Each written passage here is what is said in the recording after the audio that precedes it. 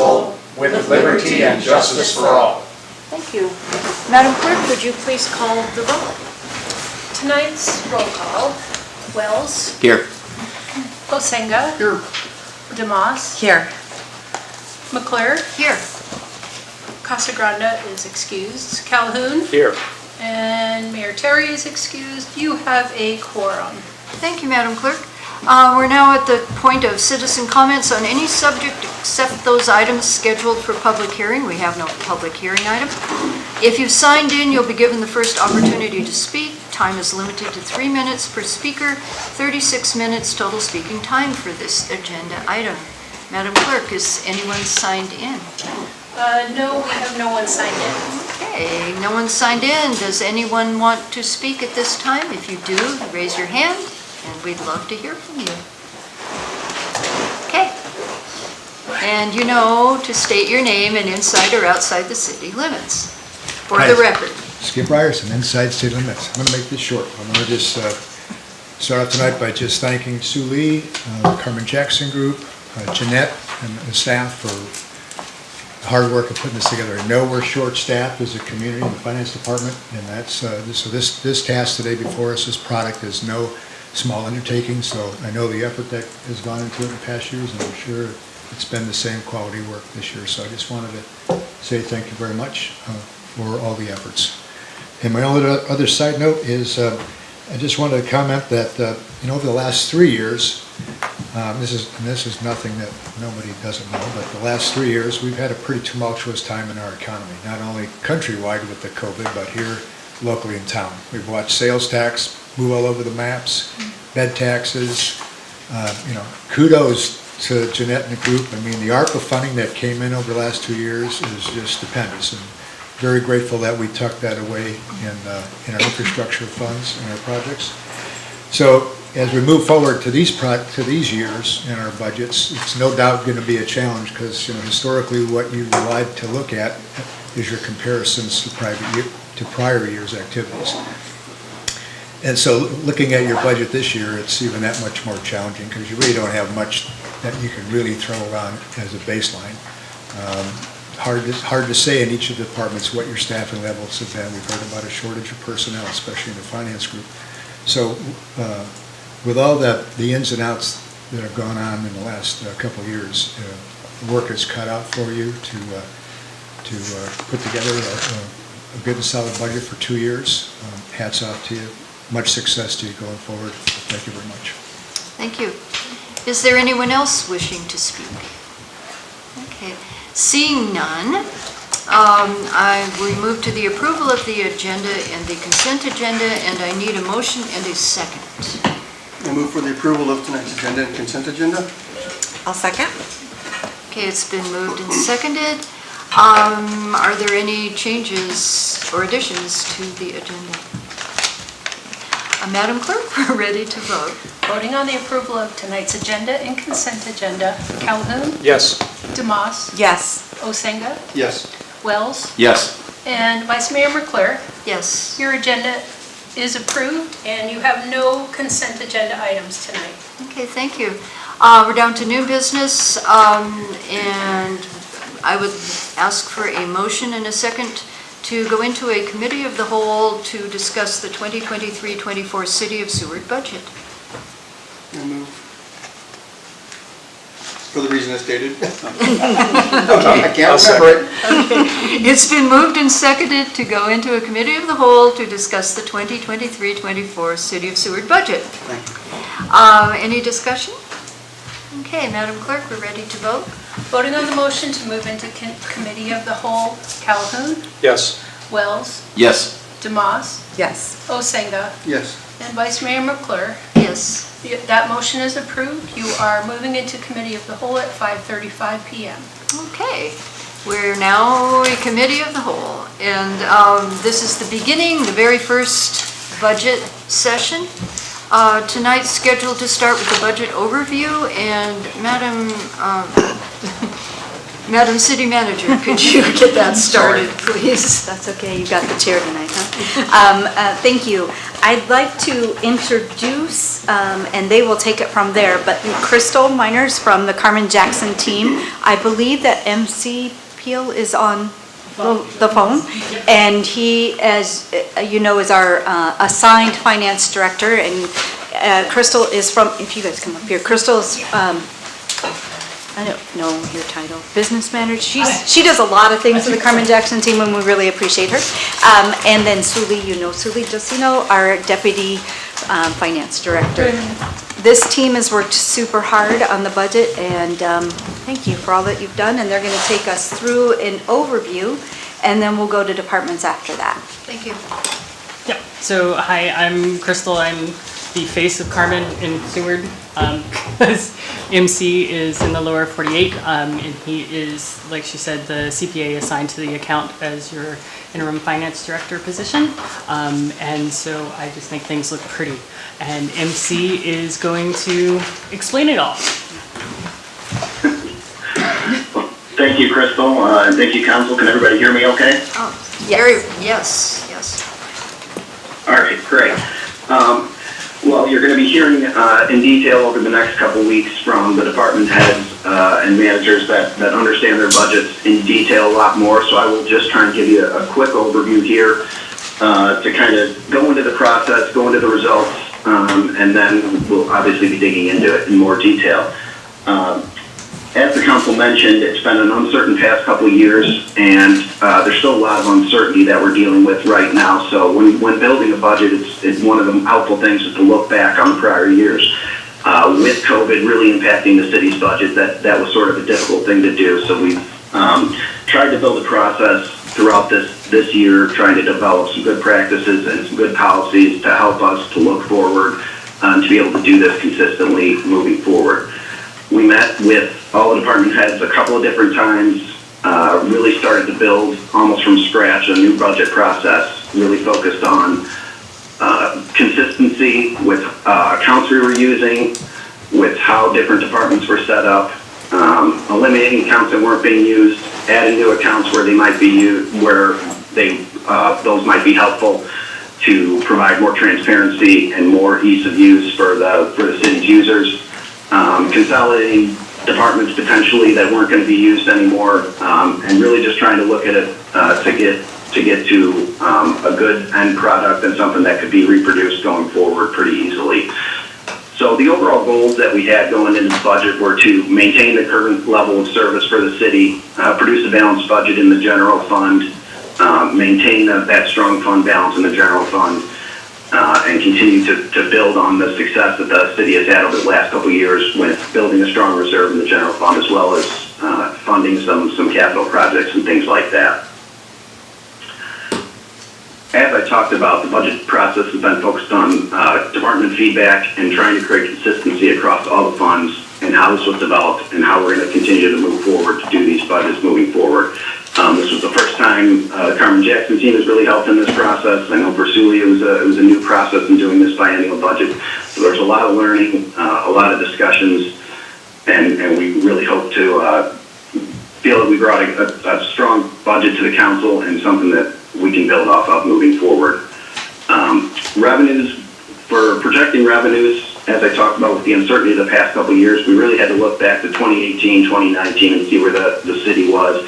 2021 and 2022, some of your taxes were coming back as well. And we used that to help project out into 23 and 24, seeing some steady growth that we were anticipating there in some of your main revenue streams. Expenses, that's one of the things that's really uncertain going forward into the next couple of years with inflation as high as it is, and with some of the uncertainty and the strength of the economy. Most of the expenses that we looked at, we're looking at 5 to 10% increases potentially moving forward.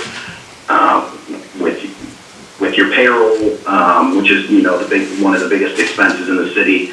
The annual increases that are built into the budget right now are 2.5% COLA for 2023 and a 1.5% COLA for 2024. So that's lower than some of the operating costs, which are looking at that 5 to 10% increase with current inflation rates. And that's kind of the main assumptions that we used to build where the budget was going. As I talked about, we did manage to bring forth a balanced general fund budget consistent with prior years. In 2023, we're estimating about $15.9 million in total revenue in the general fund and just over $16 million in 2024. That includes net transfers. So although that's a reasonable increase from the 2022 budget, the actual revenues in the general fund, that's only a 1% increase over the 2021 actuals. So we feel that's a pretty conservative estimate for the general fund revenues moving forward. As well as when we get into the enterprise funds, those revenues are also anticipated to increase slightly moving forward, and the expenses as well. Although we're not sure, once again, with inflation, how much those expenses are going to increase, but we've tried to build a pretty conservative budget to absorb some of those changes that we're expecting to see over the next few years. Some of the other unknown things that we weren't really sure, as the council is well aware, there's discussion in the city of potentially selling the electric utility. That is not factored into the budget at all. Operated as status quo for the electric utility is what's budgeted for 2023 and 2024. Unknown if that's going to happen and what the timing of all that would be, so that is not in any way factored into the budget. So I just wanted to make the council aware of that. As the council is aware, there was a large FEMA loss in the city during 2022 in the beginning of the year. Those funds have not been received yet by the city, but we're not really sure what the timing is. Now looks pretty certain that the city is going to receive those FEMA reimbursements. You're not going to see that anywhere in the budget because all that revenue and expense will actually be recognized in 2022, even though you're going to be getting those actual funds either in 2020, probably in 2023. So just be aware that if you're looking for that FEMA money, you're not actually going to see it in the budget, even though it is expected that the city will receive that actual cash in 2023. The revenue and expense are already being recognized. So I just wanted to bring that to the council's attention as well, because I know that's something on the front of everyone's mind. The other thing you might see is investment income has been budgeted very conservatively, essentially at zero, as we're not really, once again, the economic conditions of the nation are not super strong right now, so we're not sure exactly what the rates of return on the city's investments are going to be. In 2021, there were very good numbers there, but so far in 2022, they haven't been very strong, so we've left those at essentially zero to not be overly aggressive with those. Many of the other things you're going to see are very consistent with prior budgets.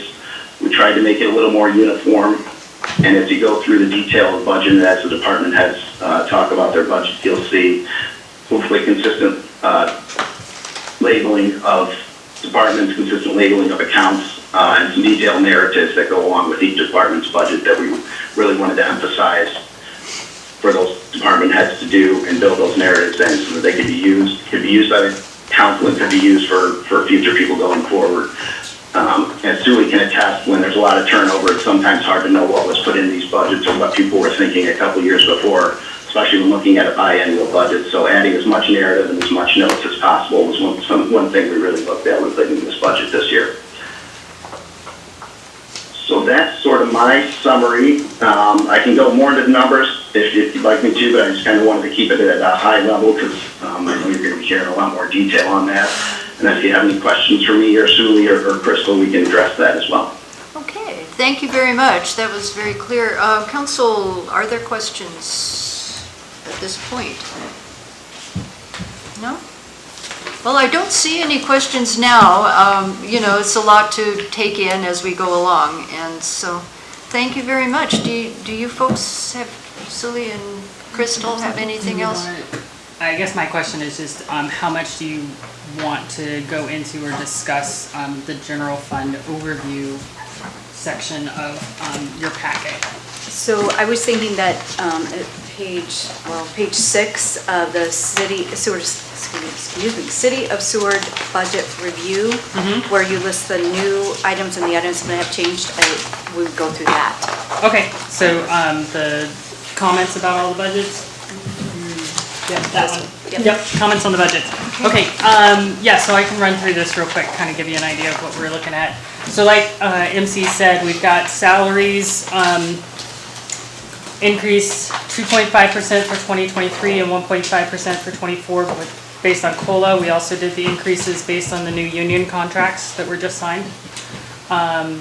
Postage and freight, we did increase that across the board by 2% annually. Utilities, heating oil, gas and lube all got increased by 5%. That may be a conservative number, but I figured that would be somewhere between 2 and 10, so. That was in base of the mid-cycle budget. Mhm. We increased it by 5%. Yeah. And the other increase down towards the bottom, subscriptions and dues, an increase by 2% as well. New account codes. In discussing the various account codes with department heads, we had some things that were not accounted for at all, and we're kind of going into a miscellaneous operation supplies, and some things that one group would account for here and another group would account for there. And so looking at that, we came up with a couple of different things that would help clarify in the budget. The first one that was developed is software and, help me Dustin, service as... Software as a service. Software as a service, subscriptions. Again, folks were putting that under subscriptions and dues, operations supplies, and I don't remember the other one, but they were putting them all over the place. So we decided to create one specifically for software subscriptions that is a higher cost, and that way we can allocate it out and all be looking for it in the same place. There's a new code for inspection and testing. There is a 7011 testing account code. It was specifically created and designed for personnel testing. So mask testing, drug testing, those kind of things that are for the personnel. Unfortunately, did not take into account electrical, harbor, etc. They have their own inspections and testing that they do for various things. And again, it was one of those that was going in both places and not clearly accounted for. So we now have an inspection and testing, which is for those things that electric, harbor, water would be using it for those inspections and tests. Let's see, the next new code is operating materials. We have an operating supplies, and we have tools, small tools and equipment. Materials are those items that remain in the completed work for the city. So dirt is a material, cables, fasteners, piping is a material, and those are usually your high dollar cost items, whereas your supplies, pencils, staplers, markers, chalk, are not. And so we wanted to break those out so we could be better aware of where the costs were going. This is also true for a new account code for winter sand and salt. Back in the day, it was accounted for based on whether it was going to be salt or sand, streets. It depended on when the first snow was. When the first snow was, then we changed everything over. And then it was, we pick a random date of October 1st. And that was the date. And it didn't really account for how much was going into winter care and maintenance for streets and parks and others. So we have that to, again, divide out where the costs are going and have better tracking. Computer hardware and furniture, again, along the same lines, as far as being able to budget for and track costs in regards to computer hardware, how often we should be changing our computer hardware out and stuff of that nature, and then furniture, being able to better plan for and then account for when furniture is bought for the city. The only thing I missed was travel. We increased travel by 8%.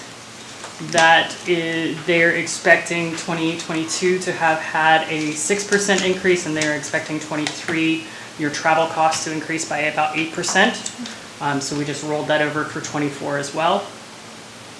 And we would like, with the approval of the budget, for the capital equipment threshold to be 5,000 instead of the current 2,500, just for better allocation and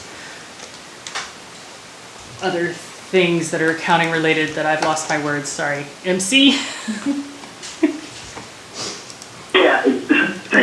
It's at 2,500, you end up looking at a lot of things that really don't qualify as sort of longer term capital assets.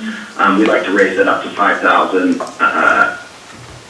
with this budget, with the perspective of maybe even looking at in the future, raising it up to more of a 10,000 thing. So you're really only capturing major capital purchases, with vehicles and things like that, and not. Well, at 2,500, you might have a computer or, something like that that qualifies. That would cross that dollar threshold, but you really, with the capital, you want to focus on larger dollar amount items. Any questions about those overall comments for the budget? Any questions from council? I have one really basic question. In the past, unfilled positions were budgeted for. Are unfilled positions still budgeted for? Yes, ma'am. Okay.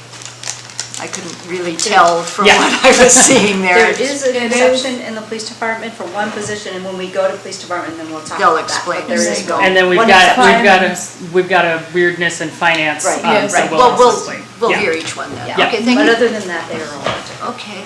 Councilmember Wells. Yeah, so I apologize, this is my first time going through this process.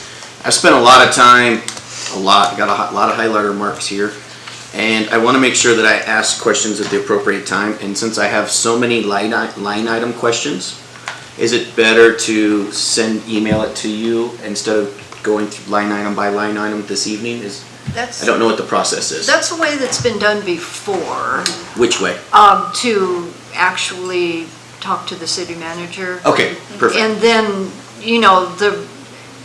it might be that she would be getting the same question from several and we'd bring it forward. Okay. Or if there are ones that can be answered more easily instead of, because we could spend Exactly, and that's what I didn't want to do, forever. sit here all night. Yeah, I mean, it can be done multiple ways. I mean, we get to decide that, but if that sounds okay for now, and see if that gets out of hand, or, I mean, if you've just got too many, or something. Yes, okay. And some may be answered as we go along, like that particular one, so. Thank you. Okay. Any other questions? Okay. Madam Mayor, Yes. regarding questions, another thought too that I had is if, like you stated, if we can answer it immediately, we'll do so. If we cannot, we'll get the answer and provide it to you for the next meeting, provided we can get it by the next meeting. And hopefully, as we go through all of the budget and the departments, your questions will be answered. But yes, contact me with questions. All right. Yeah. Thank you. And this is an open and fluid thing, so we just all want to understand. I just wanted to make sure I wasn't dragged, that I was doing it correctly. Thank you. Yeah, because, you could spend all night, every night, I mean, okay. Other questions? I didn't mean to stifle anything here. All right, yes. A statement too. City manager. Also, one thing that's new in this, and I love how the format is of, you'll see that, boy, I wish I could point to a page number right this moment, but I'll find it, where for each department has listed personnel costs and then non-personnel costs, and of course, the total of the expense combined together. And I like that because then you can truly see the personnel costs and, and of course, we can't run a city without personnel, so we need them, but there's always the question of how much personnel costs are. So it is really, It's the first couple of pages Right. after the comments. so you can really tell the personnel costs versus, I remember last year being asked and I had to do some stuff to get to it, but it's right here this year.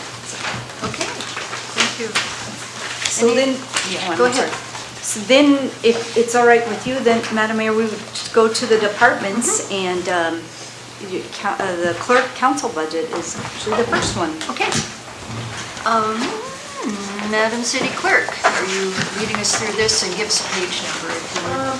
Yes, happy to. And just to note, the page numbers are on the left, bottom Right. left corner. That's the ones, the numbers to pay attention to. So there are a couple of things, and I guess I have questions too, so I'll just ask them as we We're on page 23. 23. go.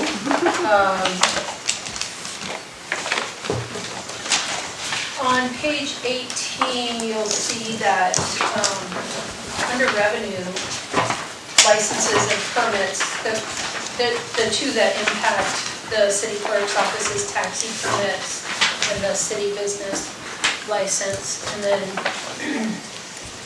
the taxi permits don't appear on page 23 under revenue, but I'm not sure if that's, I don't know.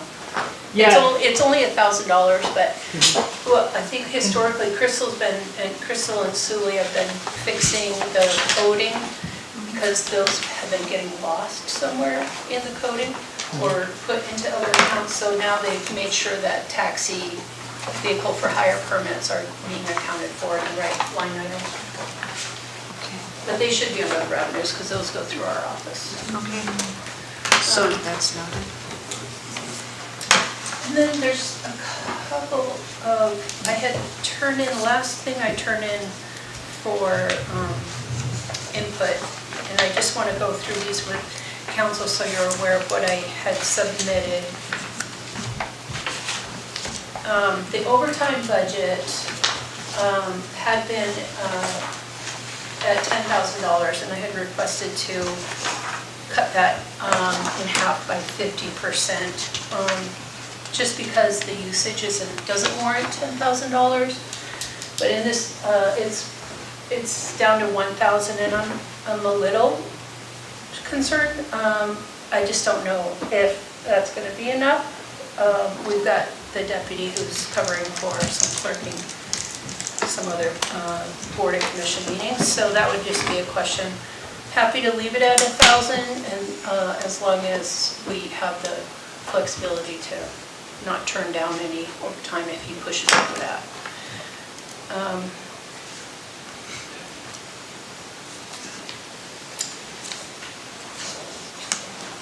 The postage and freight accounts, indeed, the postage rates are going to go up, and what my research was indicated 4.2%.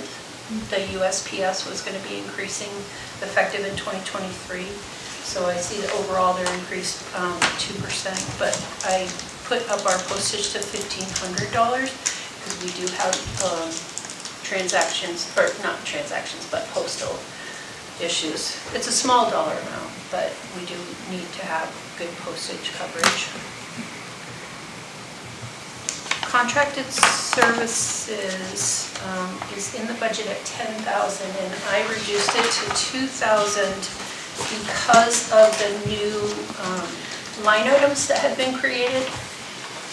I don't think that we need a high dollar amount in contracted services anymore, because what had formerly been in that line item is now moved to the software account, this software line item for other accounts. So these are like tweaks. You know, the operating supply line item for council, which covers things like food, office supplies. I believe the Xerox copy charges that run through our office go to this line item, and so we have a greater demand for printing, and I'd like that to be at 10,000.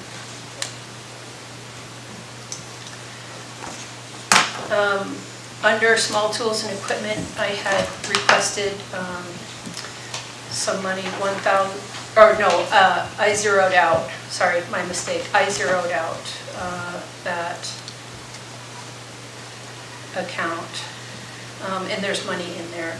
But I'm not sure, just because I haven't had the chance to talk with the finance firm, if what, am I putting something in the wrong place is my question. Like, did I zero it out, but they know what I want to do, and so they put money in there? I'm just not sure if that's what's happening.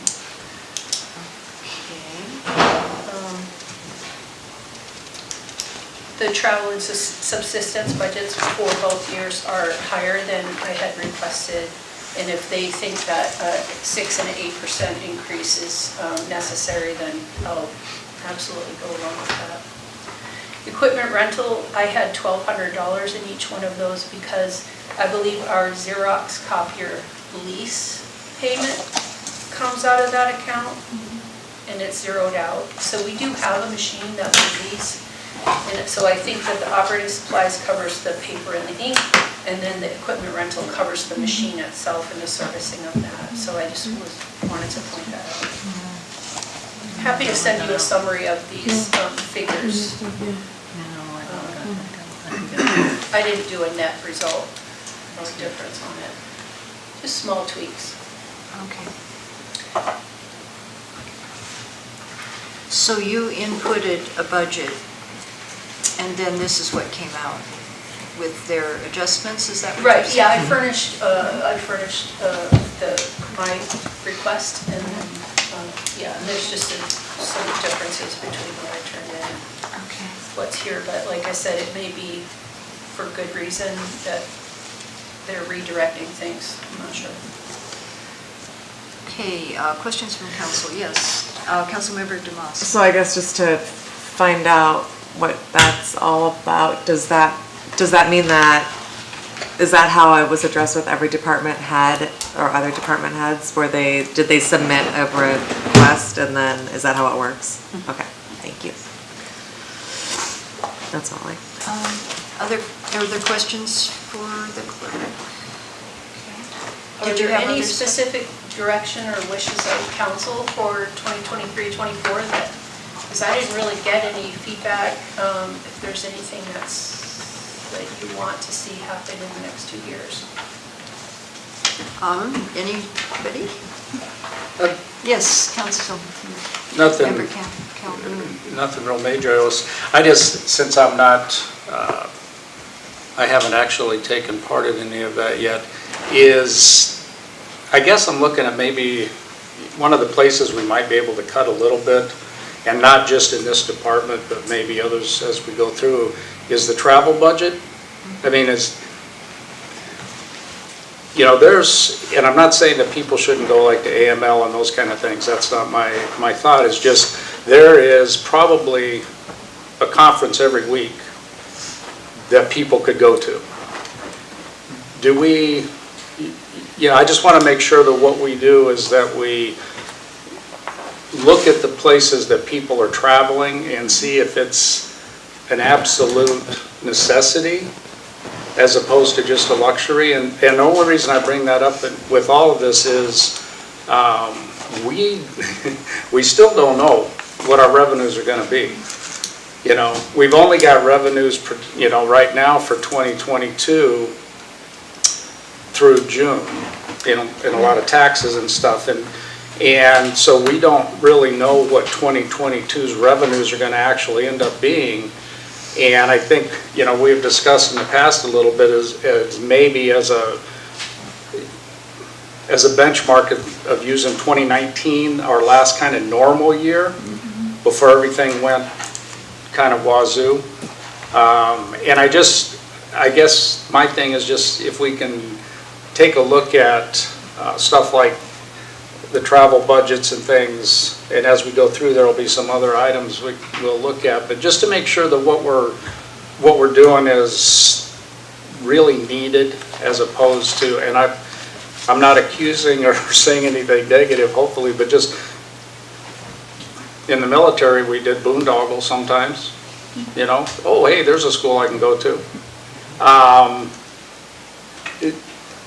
And sometimes in the government that happens. I'm not saying that it happens here. I just want to make sure we look at that close again.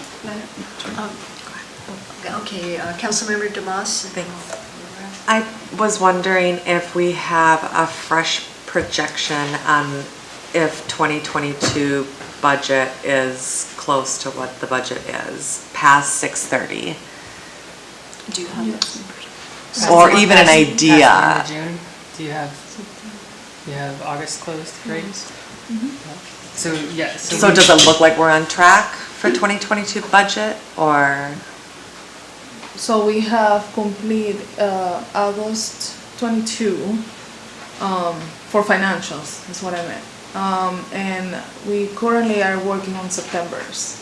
So we'll have a better idea when we have September completed, how we are compared to, because then we only have 3 months that we're guesstimating Okay. on. And a lot of your travel, unfortunately, is fall travel, so. I guess that's a I'm better wondering idea. more about revenue. And, Oh, she's not, yeah, so after we get September. September, we'll have a The better. revenue, Go for it, ahead. Lucy. yeah, so far as of August 31st, which, as Julie just mentioned, is the last month fully closed, and even tentative revenues through September, yeah, the revenues is on track to be, in line, if not exceeding the 2022 budget, and in line with 2021 revenues. Great, thank you. Okay, thank you. Yeah, Madam City Manager. So in each budget regarding travel, they have identified what travel is going to occur, so each department can explain that when we get to it. And, oh yeah, Councilmember Wells. Sorry. Continue with what Councilmember Calhoun said.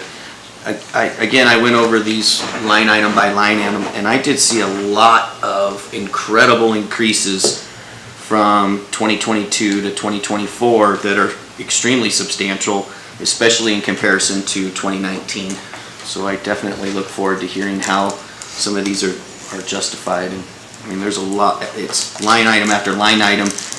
We get pretty out there in increases, so I look forward to learning more about it.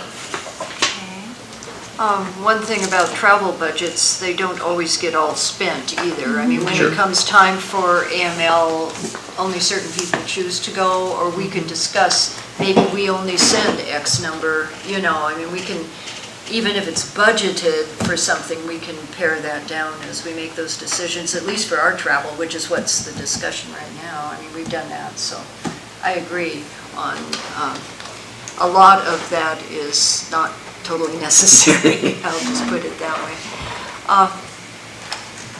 Other things? Are there any questions from council on any of the line items in the clerk council budget? Or any of the questions on the narratives that were included? I have a little bit additional information to share. Councilmember Demas. I don't have any questions, but will you please send me the copy of what you submitted? Oh, yeah, sure. happy Okay, to. thank you. If you could Yeah. send that to all of us, please. Sure. Thank you.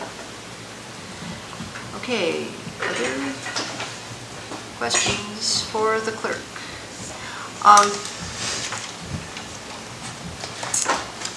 One of the things that I'm noticing very useful are the comments, if you go through and it looks like, and then you see, the reasons or something got moved to somewhere else. So be sure before you get too freaked out as we go along to check the comment section, because that does clarify it. I had one question, the Sister City program, we're keeping the same line item, but then I didn't read the comment, so I probably should read the comment. Okay, so we're still hoping to continue the student exchange in those years? We are actually, we're working on the application form right now, and we've been having conversations with Obi Hero. They have a new staff member. We're going to try and do some virtual events with students here and on there. And under the narrative for the Sister City program, it says as well as dignitary gifts at $1,750 per council member. Yeah, I was wondering And about I don't that. know what that, I don't know where that came from. Yes. Oh. It was per council, period. Per council member, period. For the whole entire council? Per the council, Oh, It is, thank you, sorry. because I was going to ask that very question. Yeah, I was wondering if each of us, okay. Yeah. So that's total. that's a grammatical error on my part. That's, Yeah. There's That's, an additional I did comment. read that because I And haven't. you know, marked- we haven't used that for some years only because of COVID, so we Right. haven't had visitors. But we anticipate, again, I just talked to Obihiro a couple days ago, and we do anticipate having, we're planning to have the in-person exchange again. Okay. Well, that's something that I know people really, really appreciate, so, I just wanted to make sure. Anyway, that's still there. Questions, other questions for the clerk? Or any of these people here? This is when we can ask these leading questions. Okay. Hearing none, did you have anything else to offer, Madam No, Secretary? thank you. We're just whipping through this. Are we okay to move along then to IT? Are you ready? I guess so. Let's do it. We're ahead by 19 minutes or so. Running a tight ship. So I won't go through line by line. Can you give us a page number so we don't... I don't have the whole book. 33. 33? What is it? 33. 33. Thank you. There's a lot of rustling of paper up here at that point. So, so I'll just kind of go through and hit some of the highlights and go over my notes that were in there, and then if you guys have any questions for me, we can address those. So, one of the big changes in our budget you'll see is with adding some of the new accounts. We shuffled some of the things around, so you might see some decreases in there, and things have been just kind of shuffled into the new software line item and also the computer hardware line item. So we're trying to move things around to kind of help track some of that a little bit better, get a better handle on that. Previously, a lot of our expenses have been split between the operating supplies and the small tools, and we're trying to split that out to kind of get a better idea of where things are going. So one of the big line items you'll see there is that 7022. That's our software and SaaS, that's software as a service. So that'll be anything that any software we use in the department or anything we subscribe to. A big one for us in that is our email, email protection. So that's a big chunk of that. That's what we consider as software as a service. So, so you'll notice some increases there. And in that same line item in 2023, it's quite a bit larger than it is in 2024. That's due to some large multi-year renewals we have coming up this year. So we've got a few pieces of software that when we renew those, we try to do 3 to 5 years at a time. We tend to get much better pricing that way. So those are kind of hitting at the same time. That's why that number over 23 is a little higher than it is in 24. Yeah, and that line item includes a pretty good chunk of a lot of our expenses in our department. You'll see in the notes, that's our cybersecurity testing and training for all staff, our email and office software packages, our cloud backups, IT help desk, and then it goes into our renewals in there. So one thing on those renewals is we are looking to further upgrade our email subscription and add some additional features that may allow us to shorten our upcoming renewal on some of our software, because we might be able to roll what that software does into that subscription. So we might see a little savings there. So big changes in the operating supplies and the small tools and equipment. Moved some of the funding that was in those line items into the operating materials and the computer hardware line items to kind of help, again, be able to track those a little bit better. In that computer hardware item, you'll see 23 again is a little bit higher, and it goes down in 24. That is due to the need to replace our networking equipment. We had budgeted to do that this year, but with supply chain issues and that kind of thing, we weren't able to do it this year, so we're budgeting it, and the goal will be to do that next year. So that's with that. And then subscription and dues, we moved some items that had been in there into the software line item and some of the other line items there. Travel and subsistence, we did have a slight increase in that this year. We're starting to see more and more opportunities for cybersecurity trainings and things like that, that I'm trying to send our team members to when we can. We are starting to see more and more of those come into the state, so we definitely try to take advantage of them when they're in state. But unfortunately, the majority of them, we do have to go down to the lower 48 to take those. So, and that's also why you see a little bit of an increase in the education and training line item. Again, we have some kind of yearly training subscriptions we maintain, but that also gives us the ability to take these classes when they come up. So, I think that's kind of all the bullet points there. So, if you guys have any questions. Okay, questions, Councilmember Wells? Yeah, I just want to make sure I heard you right. So the travel and the travel and the education and training are pretty much lumped together, is that right? I mean, they're not lumped together, they're broken apart, but it's happening at the same time? Yeah, we're Okay. kind of splitting, the travel costs and then the Okay, training perfect. costs in there. So, That's what I thought you said. Thank you. Other questions? We appreciate the cybersecurity Yeah. stuff. It catches a lot of things. More questions? City Manager, do you have any comments on this one at all? No, I don't, thank you. Other than, if you get an email from us asking for gift cards, we're not asking. Yeah, for there's gift cards. that. That happens all the time. There's Thanks. that. Yeah. Okay, no more questions? Yes, One little Councilmember. thing, because I'm not a tech guy at all. Anybody that knows me knows I'm not a tech guy. On that, and I'm sure that you've checked this out, it's a question that I forgot to ask you at one time. Is any of that educational stuff, any of it available online? As opposed to having to travel to the lower 48? They do offer some of it virtually, and again, we do try to take it virtually when we can, or if it's at state, we always do that. But I'm seeing more and more of this. They're doing it. We do a lot of it through FEMA, and they do a lot of these at the FEMA training facility on the East Coast. Good. Okay, other questions? We're absorbing, right? Okay, this is good. Anything else? Do you want to? Yes, I knew you. Yeah, You can go ahead. Councilmember I'm over here Wells. shaking in my chair. Yeah, go for it. Just because I don't know. What does your department advertise? Good question. I don't know if that's put in there. Job positions. Job positions. Okay.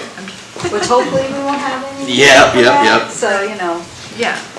So that's just there in case. Got it. Good question. Any other questions at all? It's a big chance, we're way ahead of time. Okay.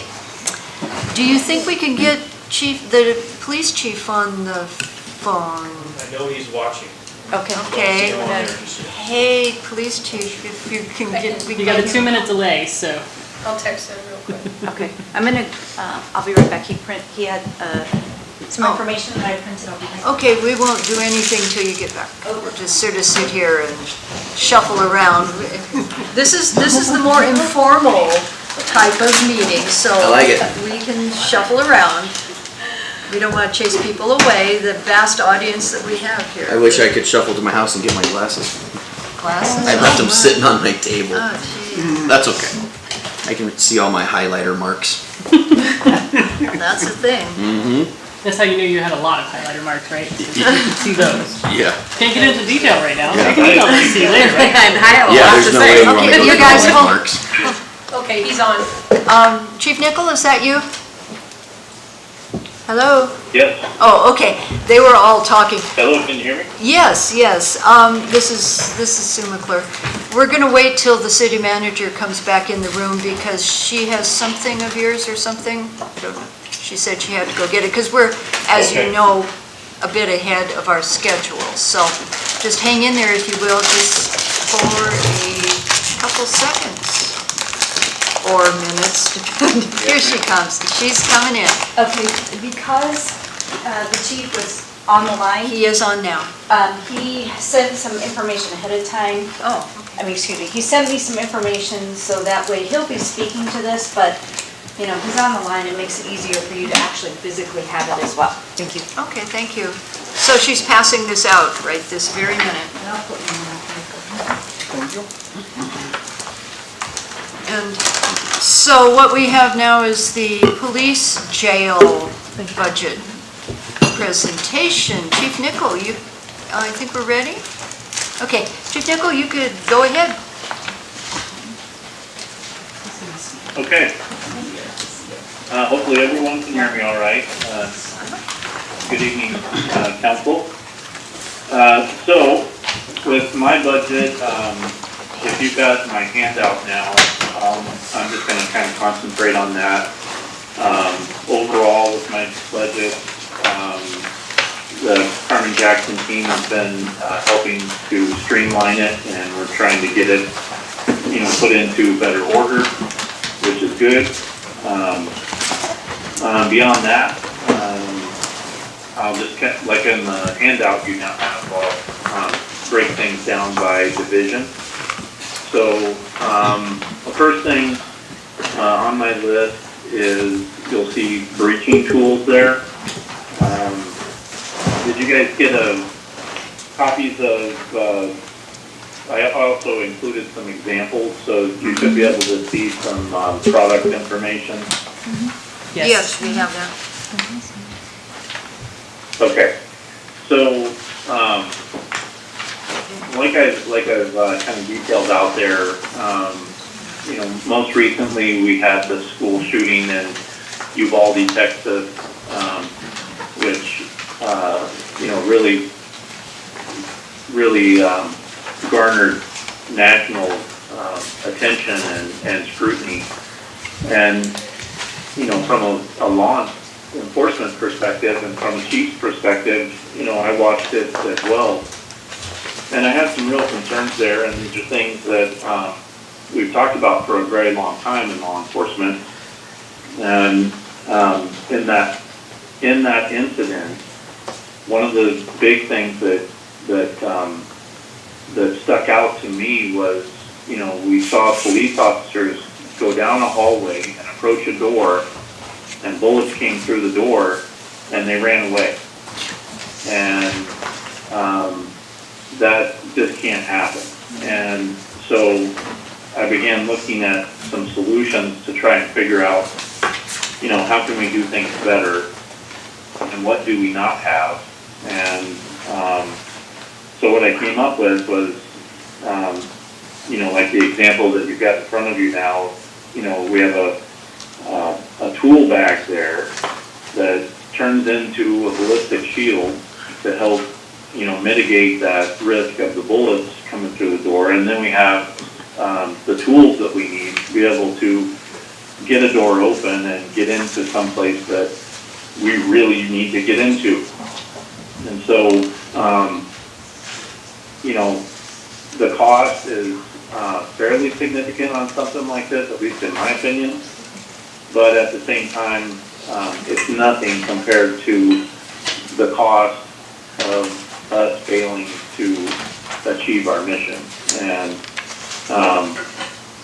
so I'm asking you all to consider helping me achieve that with, a one-time purchase. As you can see, the cost, just the initial estimate there for this type of thing would be, it comes in just under $50,000. That would outfit all of the cars. The next thing is, all of the police cars have some medical supplies in them. I would like to bolster that and make it better. So I'm starting to look at some medical kits that, these are things like tourniquets and quick clot and things like that, where, any mass casualty situation that we may respond to, we can transition from this role of, stopping a threat and into life-saving. which is a really good thing. We've already trained one of our police officers to be an instructor of some of these medical techniques, and in fact, we've already begun training internally to get that out to our people. So now, I'm trying to make that better still with providing the supplies that they'll need to be able to accomplish that. The next thing is the CAD RMS system. This is definitely a bigger type thing. CAD is a computer-aided dispatch, which we currently have a CAD system, and RMS is report management system, which we also have. Like I detailed out in my form there, when we put the CAD and RMS system that we have into effect, we were really trying to concentrate internally and make improvements, which we did, but also, like I said in there, we failed to take into account our partners, especially the fire departments. And, I really feel as a part of that, Bear Creek Fire's decision to now be dispatched by Soldotna is a direct result of this, and so I think that we can do better. I'd really like to improve this. I know the fire chief would like to see this improved as well, so that, information is flowing not just through the police department, but through our fire department as well. And I'd like to be able to try to bring Bear Creek Fire back under sewer dispatch control. Not having them with us causes some issues that, they're just not good for the people that we serve. As an example, if an ambulance is needed in Bear Creek Fire's area, we send the ambulance, but then have to transfer over to Soldotna and give them the information, and then they, send the Bear Creek Fire Department, which is a delay in service, and, they don't like it, we don't like it, and ultimately the people that we are, responsible to serve are not gonna like it if, the help that they need doesn't arrive quickly. So, it's just one of the things that we'd like to work on. I think we can do better, and so that's what we're trying to do there. The last one there for the patrol division is the Spectrum Analyzer.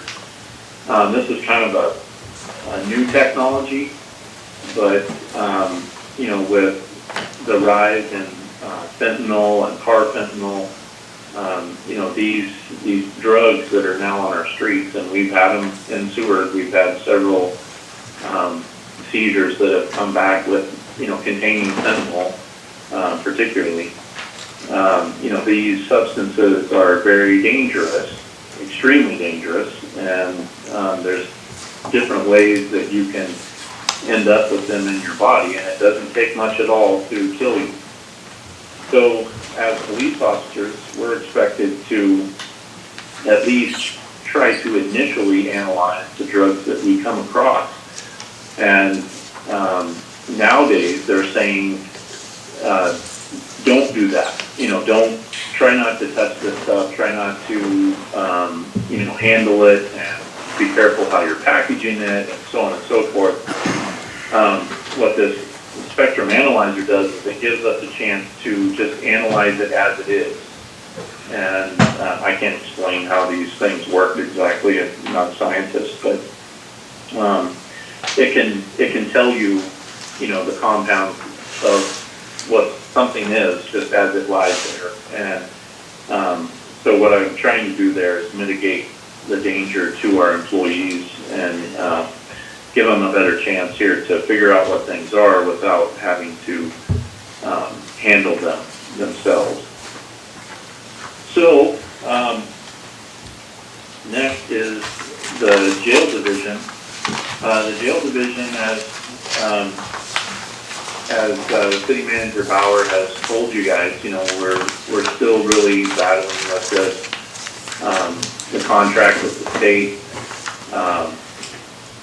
You know, I can't really give even expectations of what I think is gonna happen. I don't know what's gonna happen with that, but I do know that, you know, this is a very expensive problem. I listed there, kind of a laundry list of things that are wrong with that facility and need to get fixed. And so, you know, I won't belabor that here, but I encourage you to read through there, you know, through, you know, City Manager Bauer and yourselves, we're gonna have to figure out what we wanna do with this jail. Madam Mayor? But until we have a contract, you know, I can't even begin to really figure how are we going to afford this thing.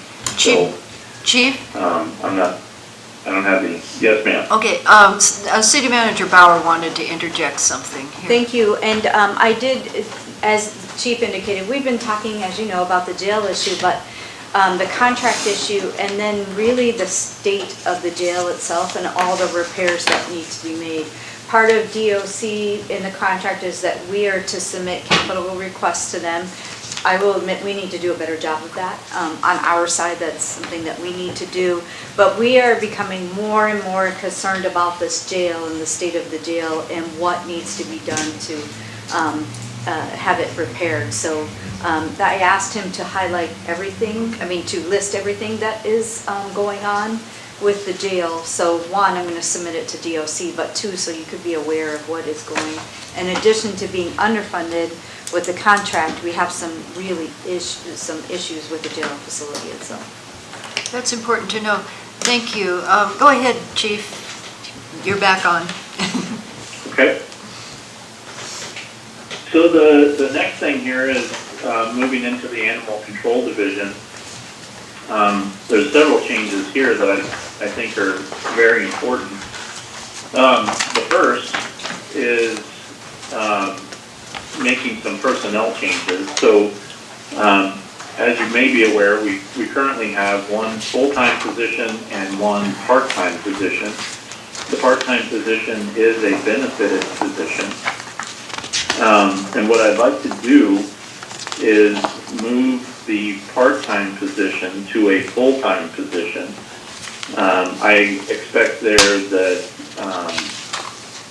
we won't see a significant impact due to PERS or that sort of thing since it's already benefited.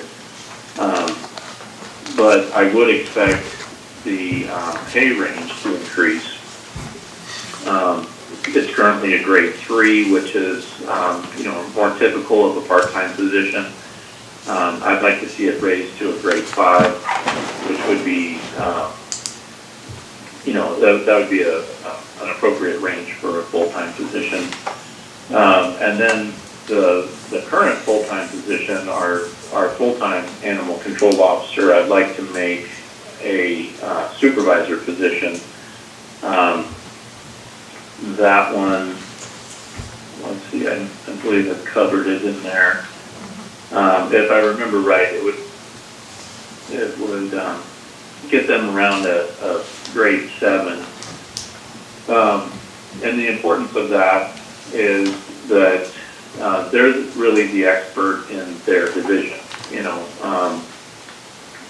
The deputy chief who currently supervises them is not a trained animal control officer. I'm not a trained animal control officer, so I would really like to establish that chain of command and have, proper supervision of our employee.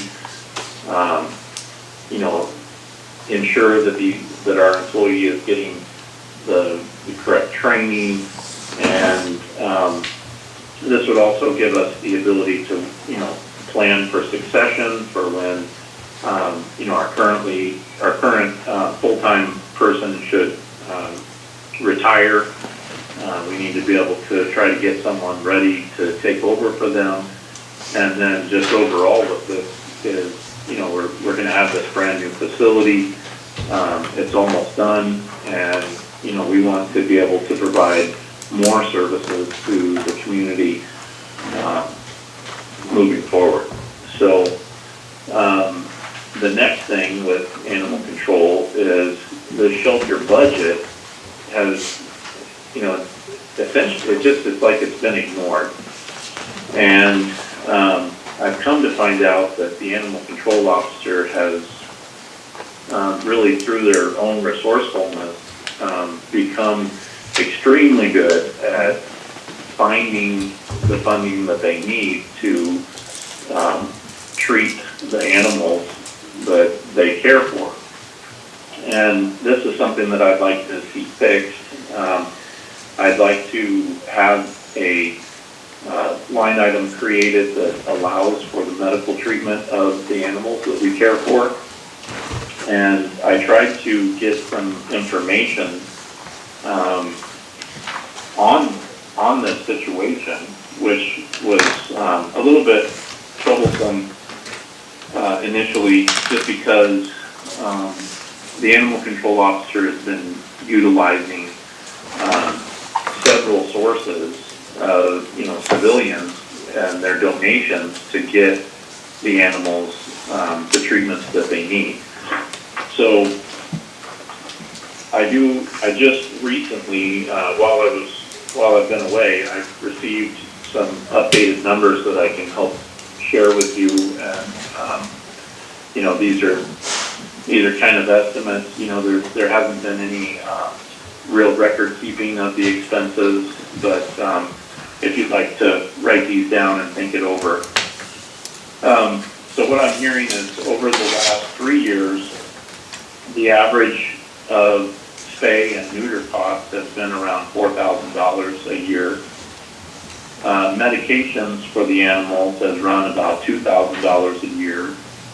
And then miscellaneous surgeries has been around $1,500 a year.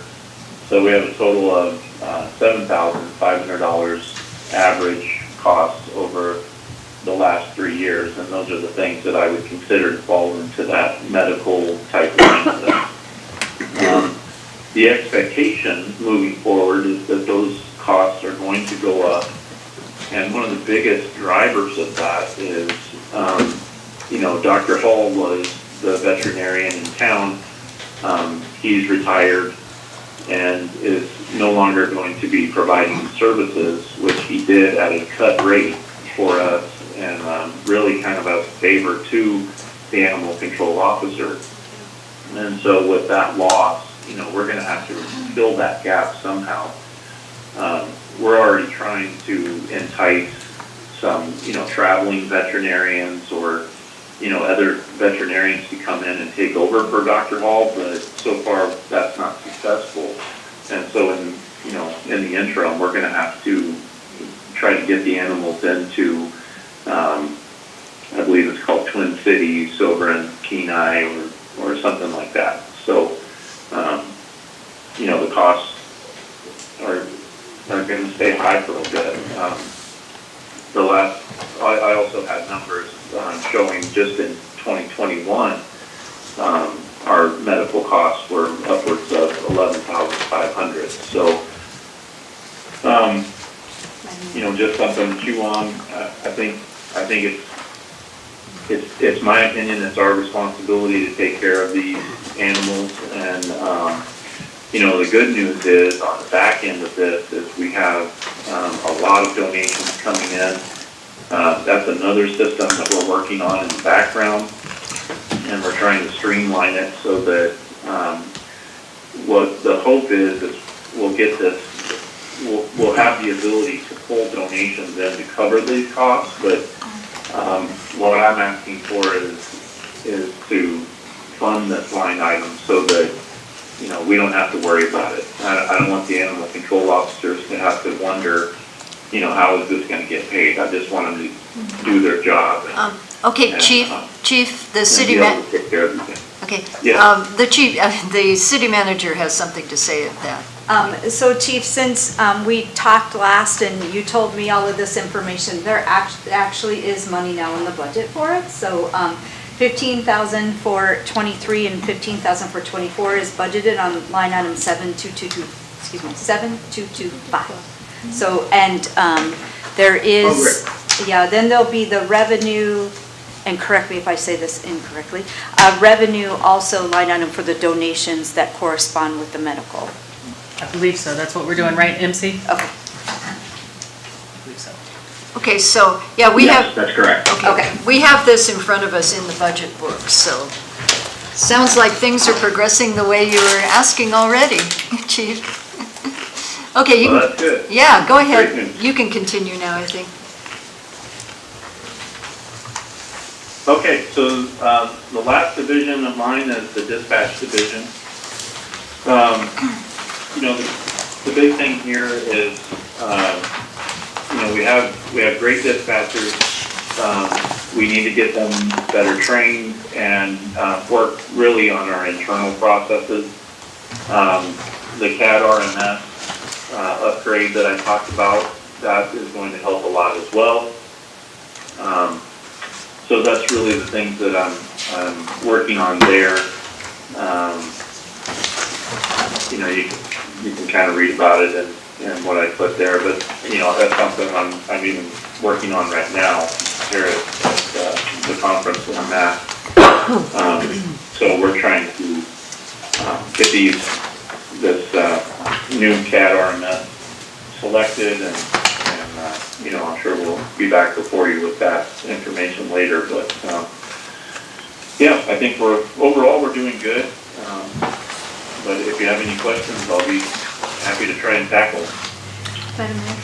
Yes, Madam City Manager. Thank you. Just two things I want to touch on, and I know there'll be questions, but I'm kind of hoping this will help too, is that one position that I spoke of earlier that is unfunded is one of the police officer positions.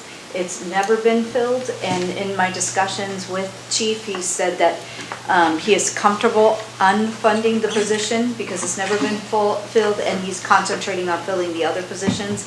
If there is a need and/or that we can fill it, we'll come back to you for that position. Okay, thank you. Councilmember Demas? I was gonna ask, how does that affect PERS at all? PERS allows us to unfund for a period of time, and also we can eliminate positions within a class. We just can't eliminate the whole class. So we can't eliminate all the police officers. It will have an effect on PERS, but if we're eliminating positions within the class, we're okay. Okay, thank you. Okay. And then the other, after the questions, I was going to ask the chief to speak about the training that planned for the department so that we'd have an idea of Okay. what's fine. So, other questions before that? Councilmember Wells? Yeah, Chief, thank you so much for this detail. The responder pack, I'm just surprised you don't even have one of those already. But I do have a question about the TrueNarc system. It's rather expensive, obviously, and are you aware of defending attorneys using this using this, or trying to state that this system isn't accurate? There takes a bunch of training, and are there many cases nationwide where this is being used where the prosecuting attorney doesn't get the result that they're looking for? Reason why, I mean, I know it's important to be able to identify the chemical substances that our officers have to deal with, but if we're going to be using it from a prosecution standpoint, how effective is that, and has there been issues in the past with other departments nationwide? Yeah, gotcha. So we will not be using it as a prosecutorial device. It's a safety device. We would limit the evidentiary value opinions to the crime lab. So, this is just to help us package things better, so we have a better idea of what we're dealing with instead of just kind of guessing at it. So, but once we have any substance packaged, then it's gonna go to the crime lab. The crime lab then will be able to provide that professional, expert opinion on what a substance is in its, final form. So we won't be crossing into that as a police department, if that makes sense. Councilmember Wells? Yes. Okay, so then I have a situation question. If you were to stop a vehicle and see a white substance, and this system said, like per the image here, it was cocaine based, would you be able to use that as a means to arrest and detain someone, and then send the chemical off for testing? Typically, those types of things don't result in immediate arrest. So, now, arrest down the road, potentially, and either way, we wouldn't necessarily do anything with the substance unless we had a warrant. So, we would have to have a judge sign off that says, yes, I believe that you have probable cause to look at this further, and collect that substance. So it's not so much like a, oh, I see something, so I want to know what it is. Here, move out of the way so I can scan it. It's not that. It's once we have established that probable cause to get a hold of something, now we need to know what it is before we handle it to keep our people safe. I understand. Thank you very much. Good. Other questions for the chief? Yes, Just Councilmember Calhoun. a question in general on this stuff, and I apologize, I should probably know this. All of these requests that you have, Chief, for the breaching tools, medical supplies, CAD RMS, is any of that included in your budget? Or is that additional stuff that you're going to ask us for? So we he's got better numbers than what we have in the budget for a couple of these things. We did try to put breaching tools and medical supplies under safety equipment. You'll see 23 has 12,000. That was based on what we thought the cost was going to be. Now that he's got a better number, obviously that would need to increase. The number 3, the CAD and RMS, that one is in the budget under contracted services, 7009, for both the police and the fire, since they share that. And the spectrum analyzer would have to be added and that's for the police department. The animal control division, all of those things, the personnel and the medical supplies have been accounted for. The software program has not been, so I'll need to have further conversations with the chief on what that would look like. So 50-50 based on updated numbers. Further questions? I have another question. I noticed, again, apologize if it's a silly question. I've noticed that in 2023 and 2024 budget for police and for animal control, there's no motor pool rent accounted for. Is that, did we change something there? On page 42 for police.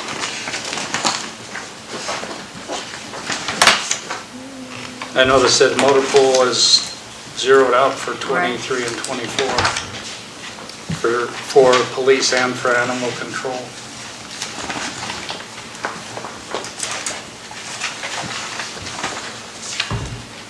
I believe this was because the chief keeps trying to purchase vehicles and they keep not being able to be purchased, and so we weren't sure how we wanted to proceed for the motor pool, because he has essentially contributed to buy vehicles, and so there is money in the motor pool from previous years, but he hasn't been able to actually purchase any. Chief, do you want to comment on that? I think that was MC. Or MC? Or MC? Yeah, Sorry. Yeah, that is correct. He's basically funded the replacement vehicles that he's struggling to get at this point, so that's why there wasn't any contributions budgeted, but the chief can add something if he wants as well. Chief, Well, the only thing that I would add is we do have the animal control vehicle now. And one additional police vehicle just arrived in Seward, I believe, 2 days ago. So the things that I'm still waiting on is, you know, some of you remember we've been through this a few times where we've tried to order these vehicles and, you know, we keep getting put off. And so those are things that I'm still working on. And, you know, I'm trying to remain optimistic that our order's in, but the communications with the motor company have not been great. So I honestly, I can't tell right now if our order is being processed or not. okay, thank you. Further questions for police, animal control, dispatch? Budgets. We're looking through our stuff. City, Madam City Manager, did you have something? When there are no questions, I would like the chief to expand on his training budget. On what? Training budget. Oh, okay. Yeah, Chief, could you expand on the training budget then, please?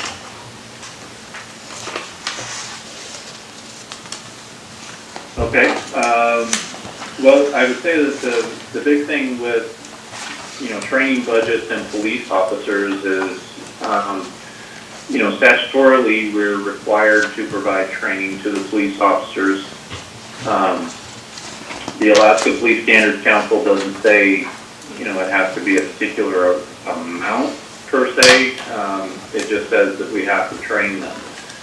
I do what I can to find in-state training, particularly for the officers, but there's no guarantee year over year that we're going to receive, you know, particularly good training in the state, and occasionally, you know, something comes along where, you know, we need to send someone out. A good example of that is our tasers, for example. You know, we've looked for in-state training for the taser instructor certification, but we weren't able to find it. So we're going to have to send our taser instructor out of state to get their recertification. And the importance of that is, as new police officers and new jailers come in, we need to be able to get them trained on the taser and signed off. So, you know, that's a good example. Or another example is, like in my case, you know, executive level training, or in the case of the deputy chief, it's hard to find things in state that are geared towards us. So, you know, typically we go out of state for things. And, you know, on a personal level, I'm trying to keep that down to once a year for myself, and no more than once a year for the deputy chief. So, you know, we're definitely being conscious of it. So, and just remember too that any of that budget is an estimate, and you know, so long as we're trying to do things in state, you know, unspent money is going to come back. So, you know, that's my philosophy on it, and I hope that helps. Okay, thank you. Madam City Manager, did you want to add anything to that, or just wanted clarification? Okay. Further questions as we're making notes and things? Questions for the chief? It's your chance.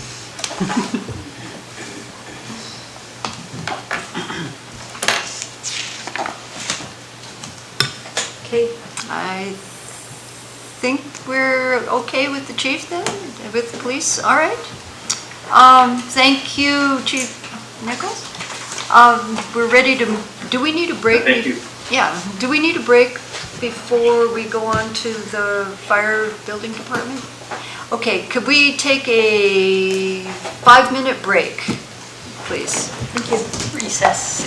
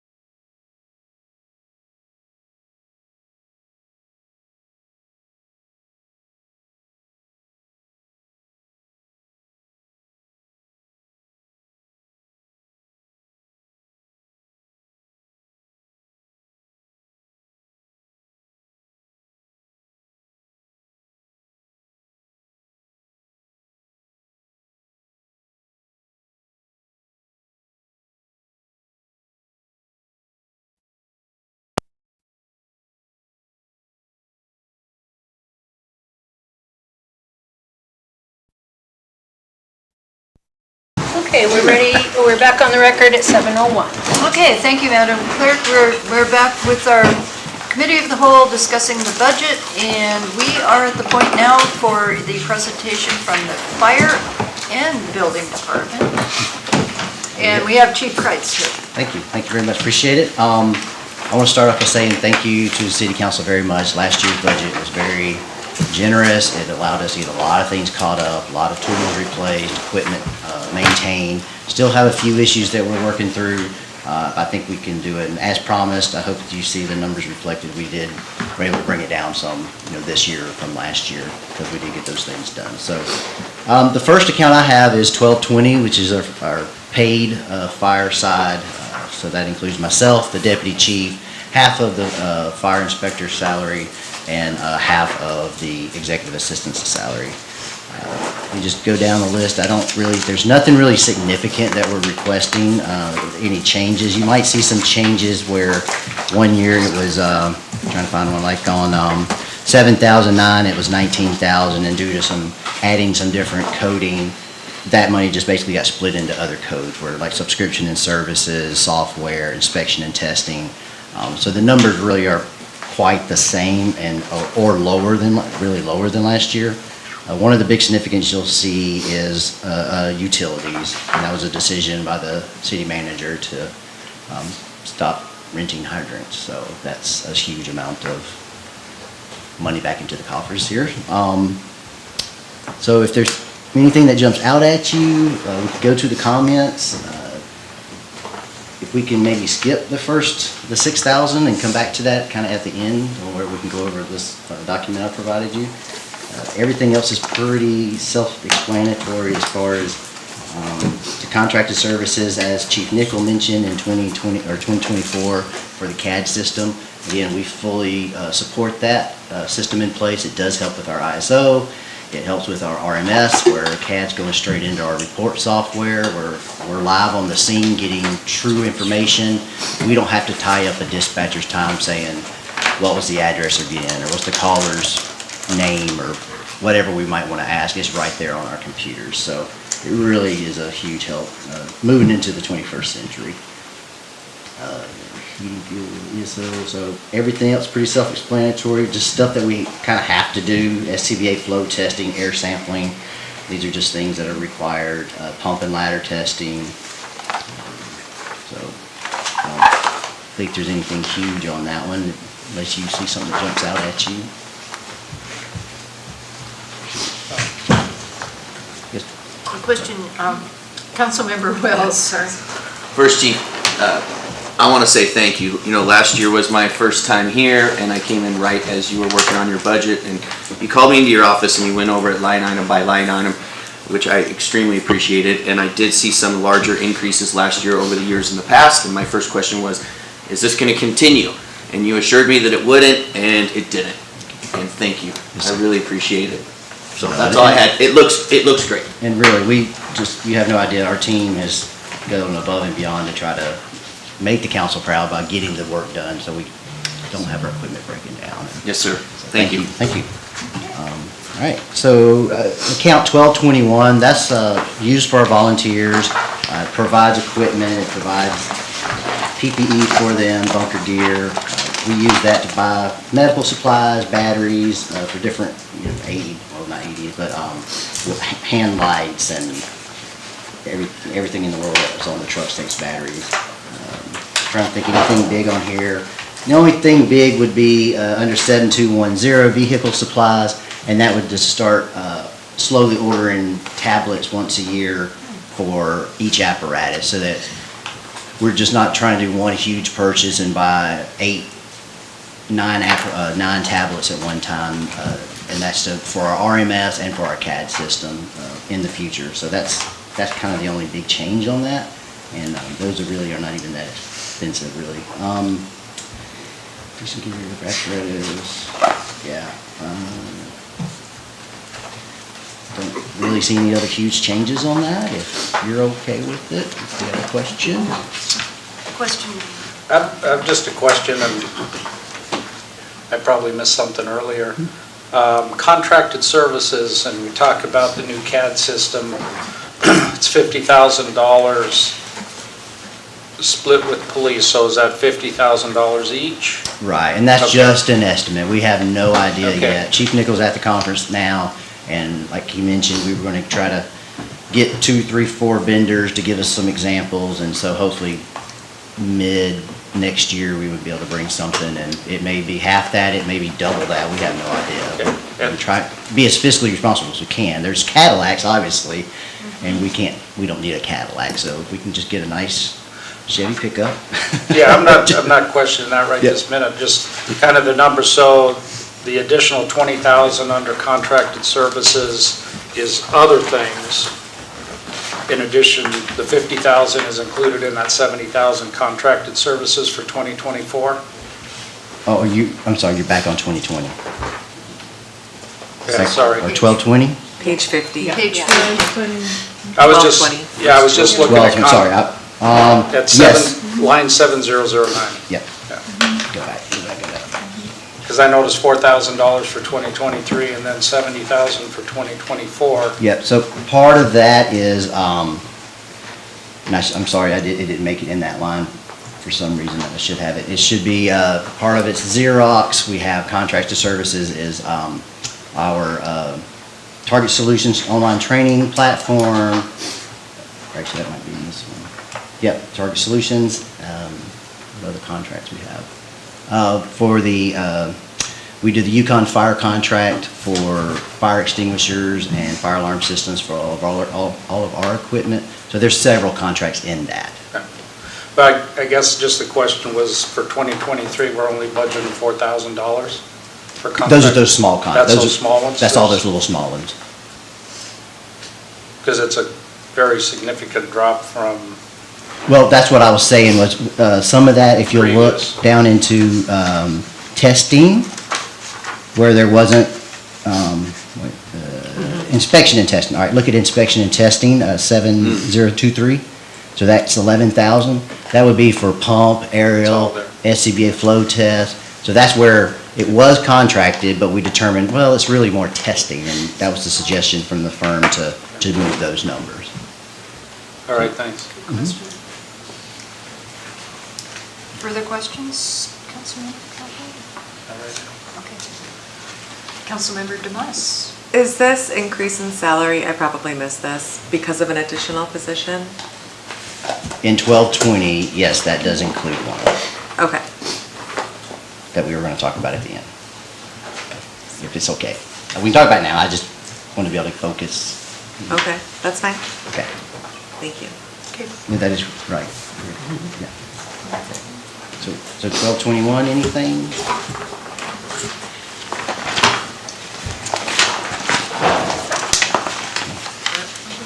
Uh, 1222 is emergency preparedness.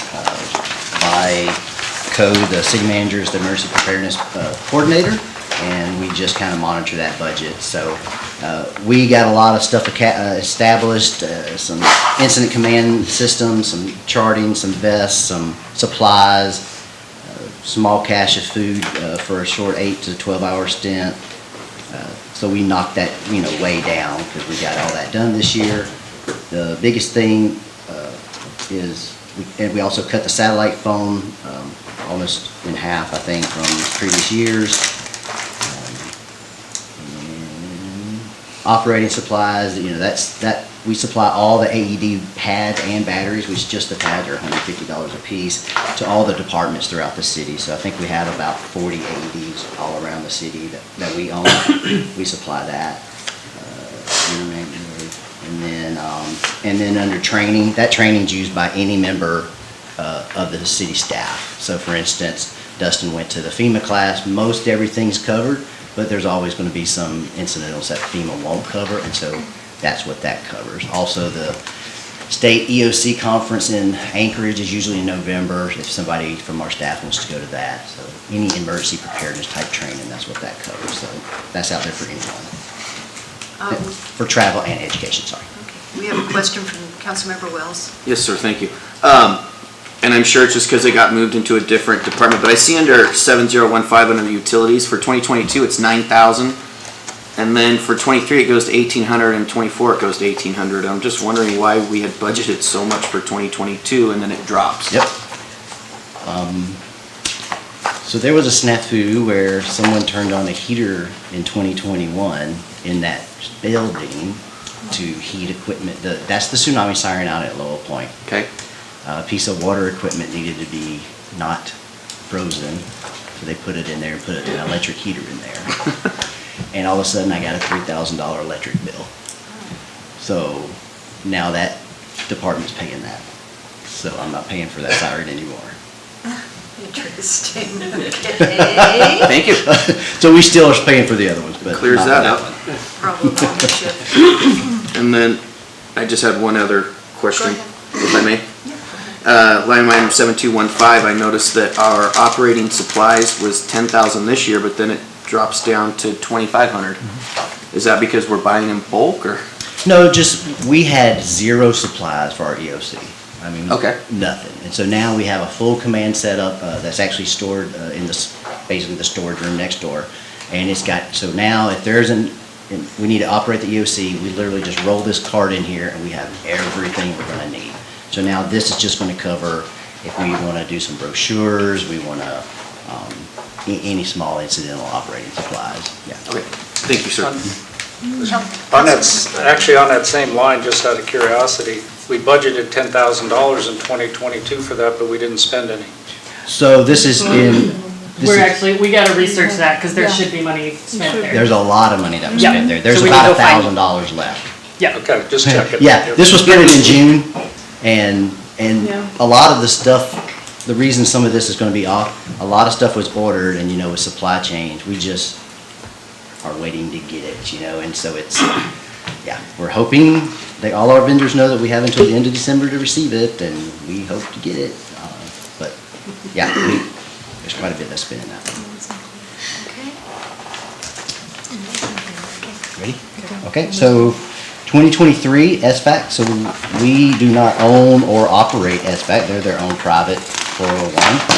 However, the city graciously helps support them through covering things like fuel, gas, insurance, workers' comp insurance, malpractice, vehicle, and light maintenance. And you see that we did increase it a little bit. We tried to, in the past, we've always purchased a few portable radio batteries for them, and it always came out of that 1222 emergency preparedness, because we always had money in there. So we just would use that account to buy them some radios. So instead of raising that into emergency preparedness, it's better to just put it under SVAC where it should be, where we're spending it for. So that's just to buy them a few batteries here and there when they go bad. Otherwise, everything pretty much stays the same on their account.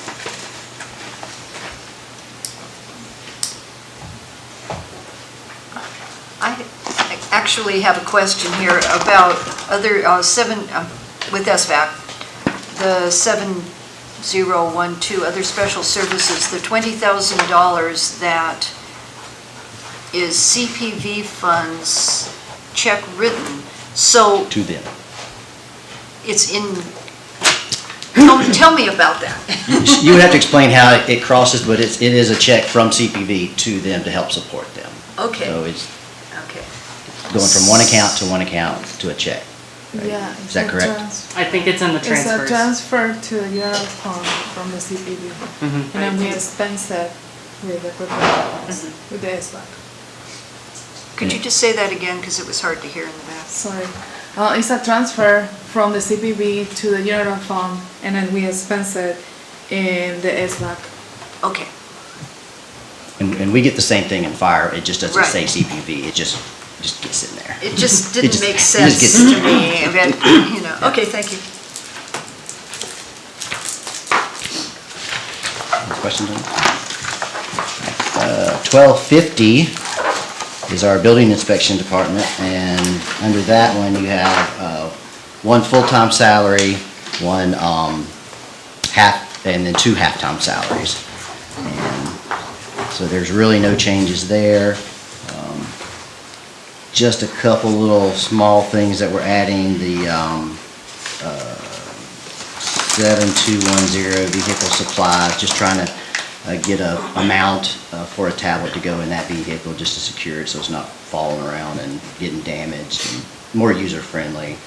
Trying to get them 7212, trying to get some good rain gear, cold weather clothing, and more uniform-like instead of just,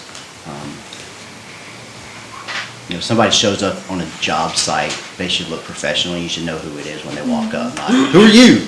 It's just, so that's what that is.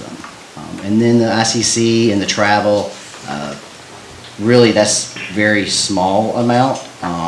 It really should be higher, but we're kind of squeezing them in. They have one Anchorage required training a year, and then they have one Las Vegas required training a year each. And so that's what's to pay for those two. And then they do online trainings as much as they can, and we pay for education under that as well. Question, Councilmember Wells. Yeah, just a couple questions. One, I know that insurance premiums have gone up for everybody, but ours for 2023, 2024 seems to have doubled compared to the 2020, or more than that, 2022 budgets. And then, well, that's the first one, is why are we expecting the insurance to go up so much? MC will have to go back to the numbers on that one. Yeah. That's just, I think, allocation or how that, so maybe that's changed how the allocation has gone to different departments. They try and redo it based on employees and things like that. So I would have to look and see how that was allocated, why that changed so much. But the overall insurance rates actually have only gone up by, I think, around 3%. So, but I can look into why that changed so much. And then, I know that you touched on the travel, but it does seem like it goes considerably higher from 2020, or well, I mean 2019 at 1,000, and by 2024 we're at over 6,000. So we had a retirement of Stephen, who had all the certifications. Okay. We hired someone with no certifications. Got it. And then we hired a second person with no certifications. And so unfortunately, the only place to go get those trainings is Vegas, and you can only do one a year, which is a week-long class. Okay. So they each year are going to be getting these classes. And so they'll that'll cost be a more each year. Yeah. So essentially 2 certifications from our department a year. Yeah. Thank you.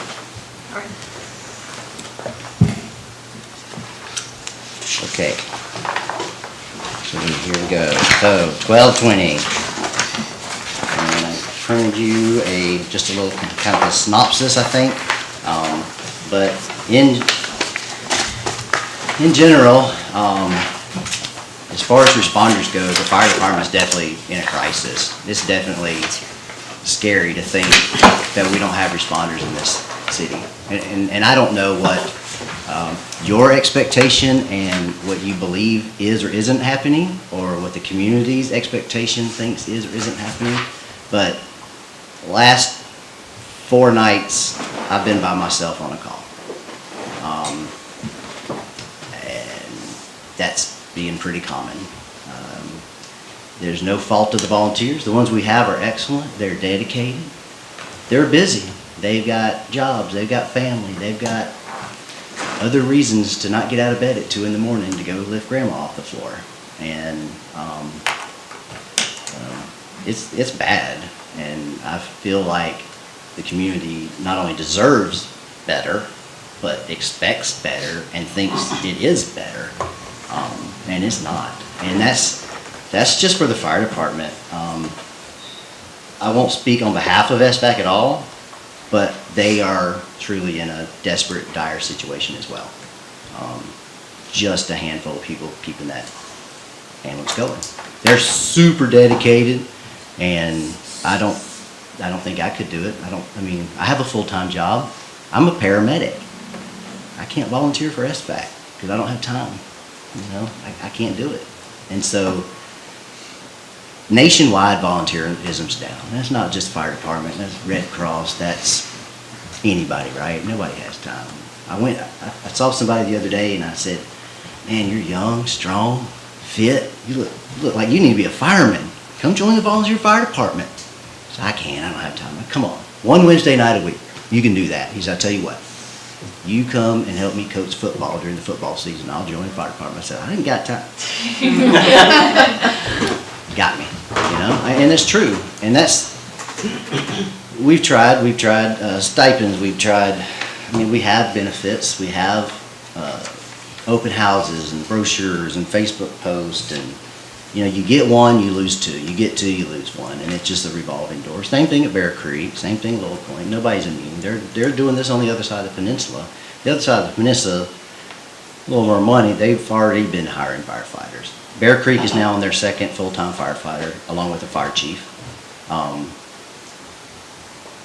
It's time that this city decides what its responsibility to the citizens are, and if we're gonna hire a full-time firefighter, and how many, and at what level, and at what limitations as far as staffing. So I have several kind of options or modes out there.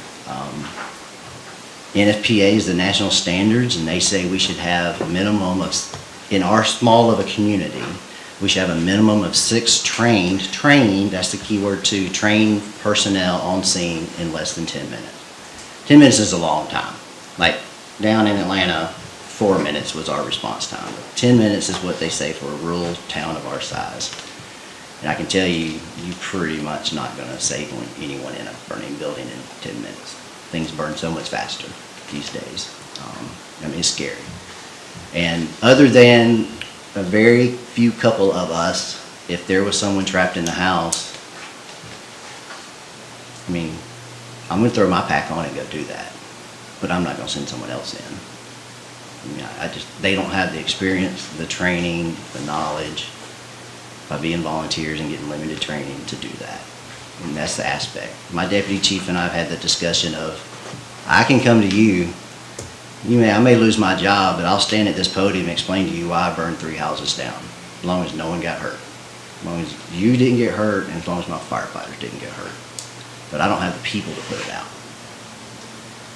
And we're at a point where we're not able to do our administrative and operation jobs because we're running the calls during the day, when we should be in the office answering the phones and doing the work and reviewing fire plans and building plans and permits, and we're running the calls during the day.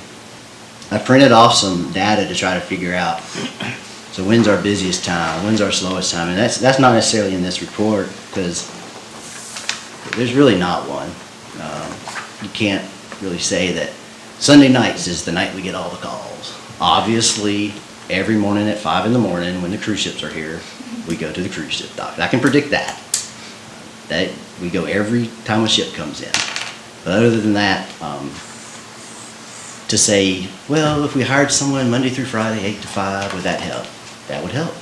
I don't know about Saturday and Sunday. If I hire someone from 8 to 5, what do we do at night? If I hire people just for night, what do we do during the day? So it's a very complicated, and I know we as a city can't afford a full-time department. A full-time department, just so I can throw this out there, would be a minimum of 4 people on 24 hours a day. That's 12 people. There's no way we can afford that. So I'm asking that we consider adding some positions, whether it's 2 now or 1 a year for the next 3 years or the next 4 years, to try to get some staffing to at least get the vehicle, the apparatus on the road. You want to get that rescue truck with the AED and the oxygen, you want to get that to the scene within that 4-minute time, right? And get the heart attack saved. If it's a fire, you want to get that pumper to the scene with someone who knows how to pump it within that 4 to 6 minutes, not 10 minutes. Get them to the scene where the volunteers and other paid staff can meet them and start actually operating and put the fire out. Otherwise, waiting on volunteers to come from Forest Acres or Nash Road, wherever they may live, to get to the fire station, get the pumper, get it to the scene. It's time. It takes time. It's time consuming, and that's time is life, whether it's a heart attack or whether it's a fire. So some of the models is maybe it's one firefighter and they work. It was Friday, Saturday, Sunday, Monday, 12-hour days. We can work firefighters up to 56 hours without paying overtime by FMLSA. So that would be Friday, Saturday, Sunday, Monday. That would help. If you had 2 firefighters, that would give you 12-hour coverage, day or night, whatever you choose, 7 days a week, 12-hour coverage.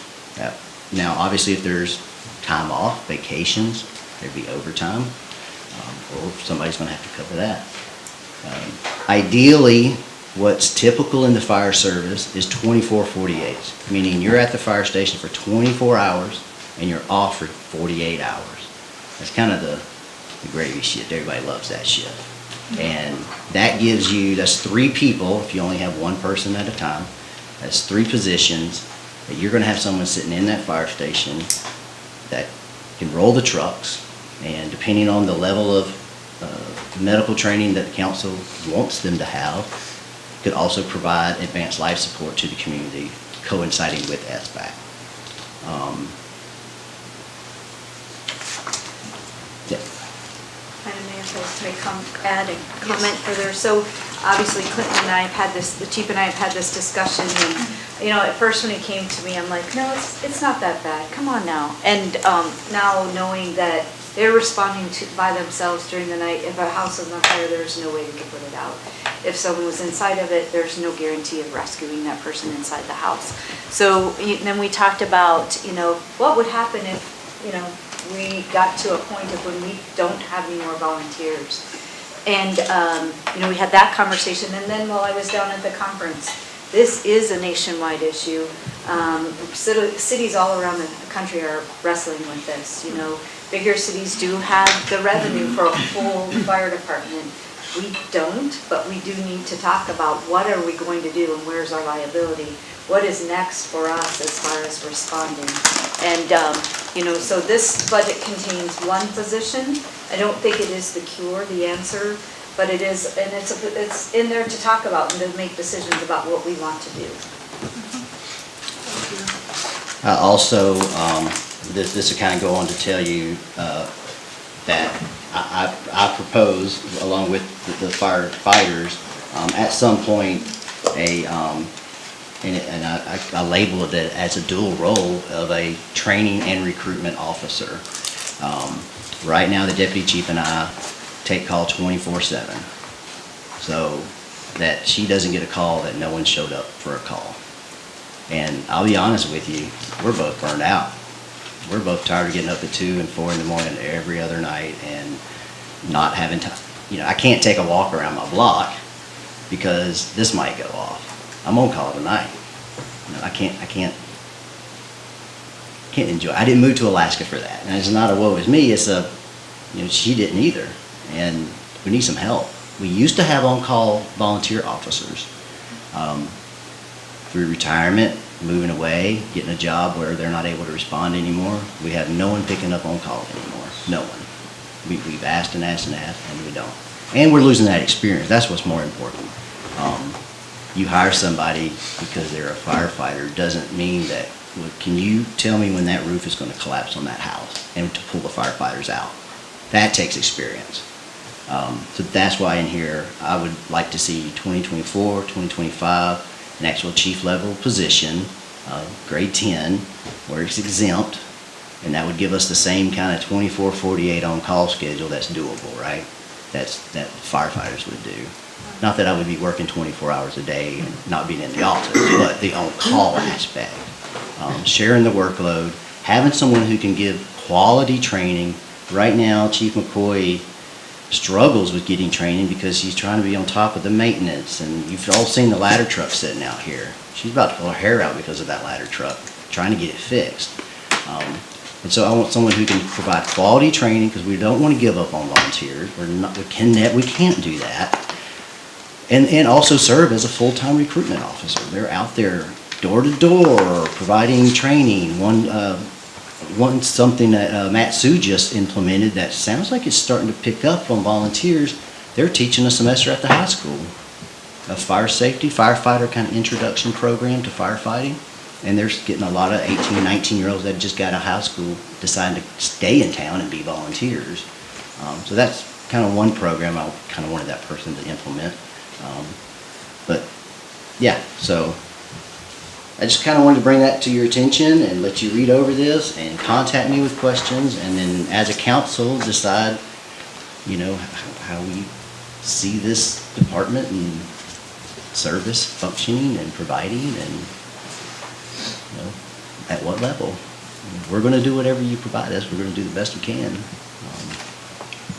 We are struggling. Wow. Councilmember Wells. If you had it in the budget for additional employee or additional firefighters, how hard, we already have a hard time getting people to fill positions around town. So just because it's in the budget, what do you think the odds are you'd find somebody to fill that position? So Bear Creek just hired their second one a month ago, maybe 2 months, sorry. He had 7 applicants, 5 that were really qualified from outside the state. He had 6 applicants, 3 from outside the state, and the 4 were from in-state, and he was happy with all of those. So I think there's some out there, and you do have the problem of, depending on the person and the level of training and that they want to see in their future. Every fire department that has paid people in Alaska is a revolving door for Anchorage. And every chief on the Kenai Peninsula and Fairbanks will tell you that we get good guys and they stay 5 years, and then Anchorage opens up, go to Anchorage. So that's definitely, you know, you really want to try to make them feel at home, and I think people really love Seward. When we had the deputy chief applications, we had a couple that I think would still move back here that didn't get that position. Housing was the first thing they asked us, was where am I going to live, and we were lucky that Deputy Chief McCoy was already living here. But you're right. I mean, if you told me I could hire 5 people tomorrow, we're going to struggle too. But I think it's doable. I think we can find people. I think this is a great town, and we can recruit people, especially with the housing starting to turn around. I think. Yeah. Perfect. Thank you. Thank you. At this point, in our department, we have no regular training for volunteers? We do every Wednesday night at 7 p.m. We have training. We have training from 7 to 9-ish. Sometimes it runs a little late. And we do provide training. Get out here and roll hose and stretch hose and raise ladders and tie knots. And so we do provide training. But coming up with a training weekly, you know, that takes quite a bit of prep, and So someone has to so organize someone has to work at trying to, all right, what are we going to do this week? And then the other real struggle is who shows up. So if you'll see here, we have 17 certified firefighters in Seward, but then we have 3 like recruits, brand new, have no idea what they're doing. So you have to train. That's very difficult for one person to say, okay, we're all going to raise ladders. I know you've never raised a ladder in your life, so you know, to trying to teach that to, I've been raising ladders with y'all for 12 years. That's a difficult training program to try to develop every Wednesday night. It's a struggle. And there's a lot to this position that I just kind of glanced over. What we also wanted to do was provide daytime training, to where every Tuesday at 10 we have training at the station for all of us paid people. I'm still having to pull hose, so we can all have practice, don't lose our skill set. We're really trying to encourage some city employees that maybe want to join the department, where we can have training during their working hours if they have any downtime. So we have a lot of big hopes and aspirations for that position. Well, that's good. That's positive. We need a little positive here. Wow. Questions for the fire chief? Further questions? No? Wasn't trying to be a Debbie Downer tonight. So. Guess not. Did you have a further? I do not. Okay. Thank you. Thanks. That is definitely information we need to ponder. Councilmember Senga. Will we have time for a comment from the audience tonight? Oh, yeah. Or is that later?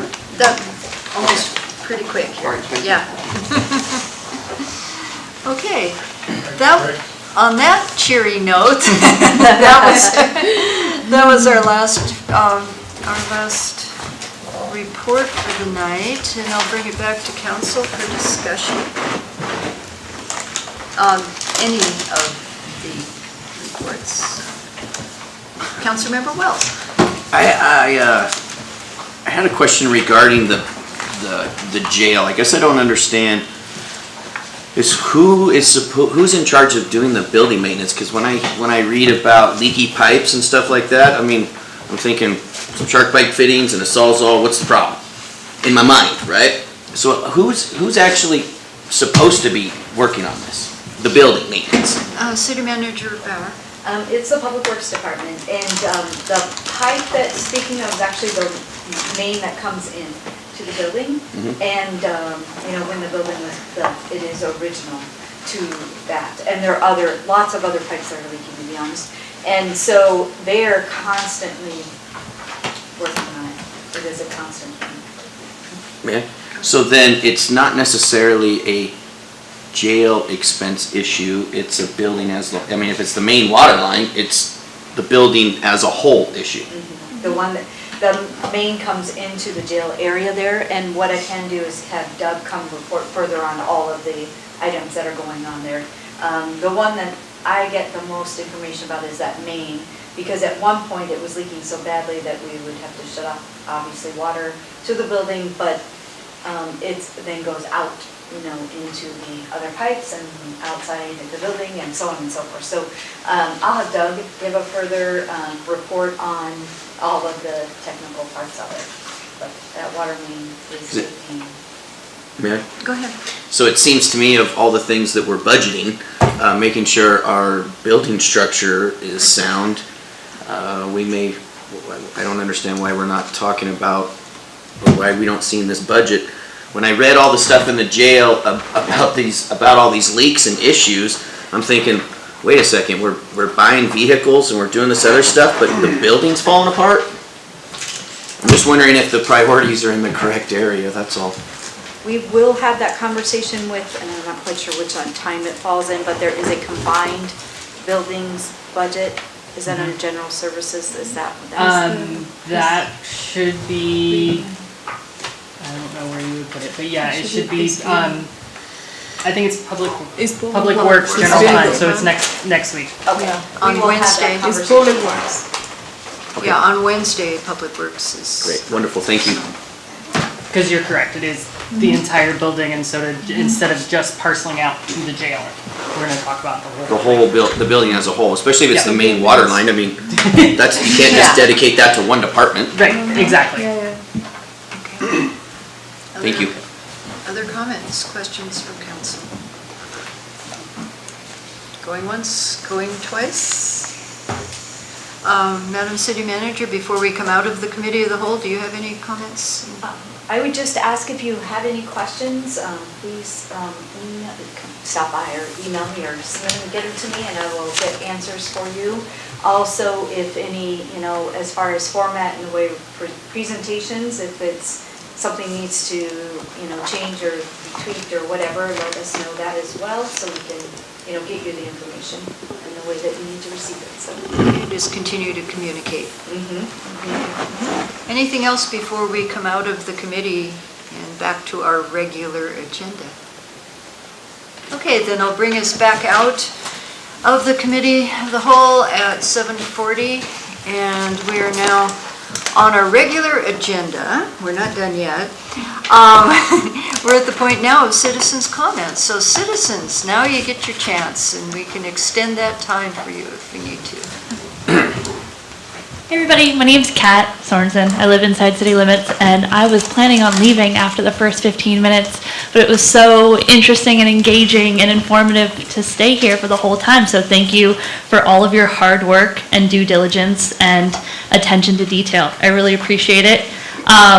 I had two questions just in general. Does the animal shelter have space for surgeries if need be? So if a vet ever moved to town, could they take up shop in there a day a week? I know there are some veterinarians that live in town that just don't practice because they don't have the space for it.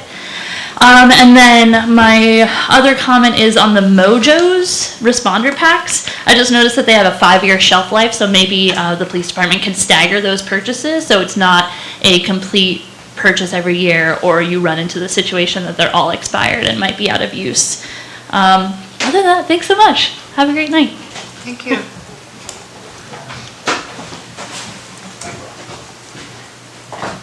My name's Kevin Finch. I'll be there soon. My question for Chief Kreitz was, how many calls do you have a year? And how many were locals and how many were lodging? Are you gonna We break that could down? suspend the rules to have the chief answer that? Is that agreeable? Yes. Yeah, Chief Kreitz, do you have a number, or you could bring that to We her? run right at 300 calls every year. We're probably going to be maybe closer to 350 this year. Pretty busy at the cruise ships. Right at 300. I can get you the information as far as lodging. I don't have the number of lodging. I can tell you I did a graph that shows where our calls are. There was a good amount around the hotels. That was kind of the red, you know, what do you call it? Oh, what? Heat map. We did a heat map, and so the heat map showed you like, oh, we only went here one time. Well, you're green, right? Well, then it gets yellow and orange and red, and so yeah, the hotels, they typically were all the hotels were red, meaning we did go there a significant amount, obviously the cruise ship terminal, but, yeah. Thank you. Yeah, City Manager Bauer. I just want to follow up, Chief, if you'll send that to me, and then I'll send it out to all of you and give it to the clerk too, so she'll have that information as well. Okay, thank you. Okay, back to citizen comments, off the suspension of the rules. Roll, yes. Skip Ryerson, Inside City Limits. I would ask possibly to relax the rules a little bit. This is a lot, we just bit off half an elephant tonight, so hopefully we'll give them a little space. Thanks. I heard tonight a couple things that I just wanted to respond to. One, I really embrace looking at the 2019 year as your base year. It was our last pre-COVID year that you can actually look at, so a combination of 2019 or 2018, 2019. That's basically where I've been doing all my analytics from, so I'm glad to hear, we're connected on that. So if you hear some things from me, that's kind of where I'm coming from on a lot of my numbers.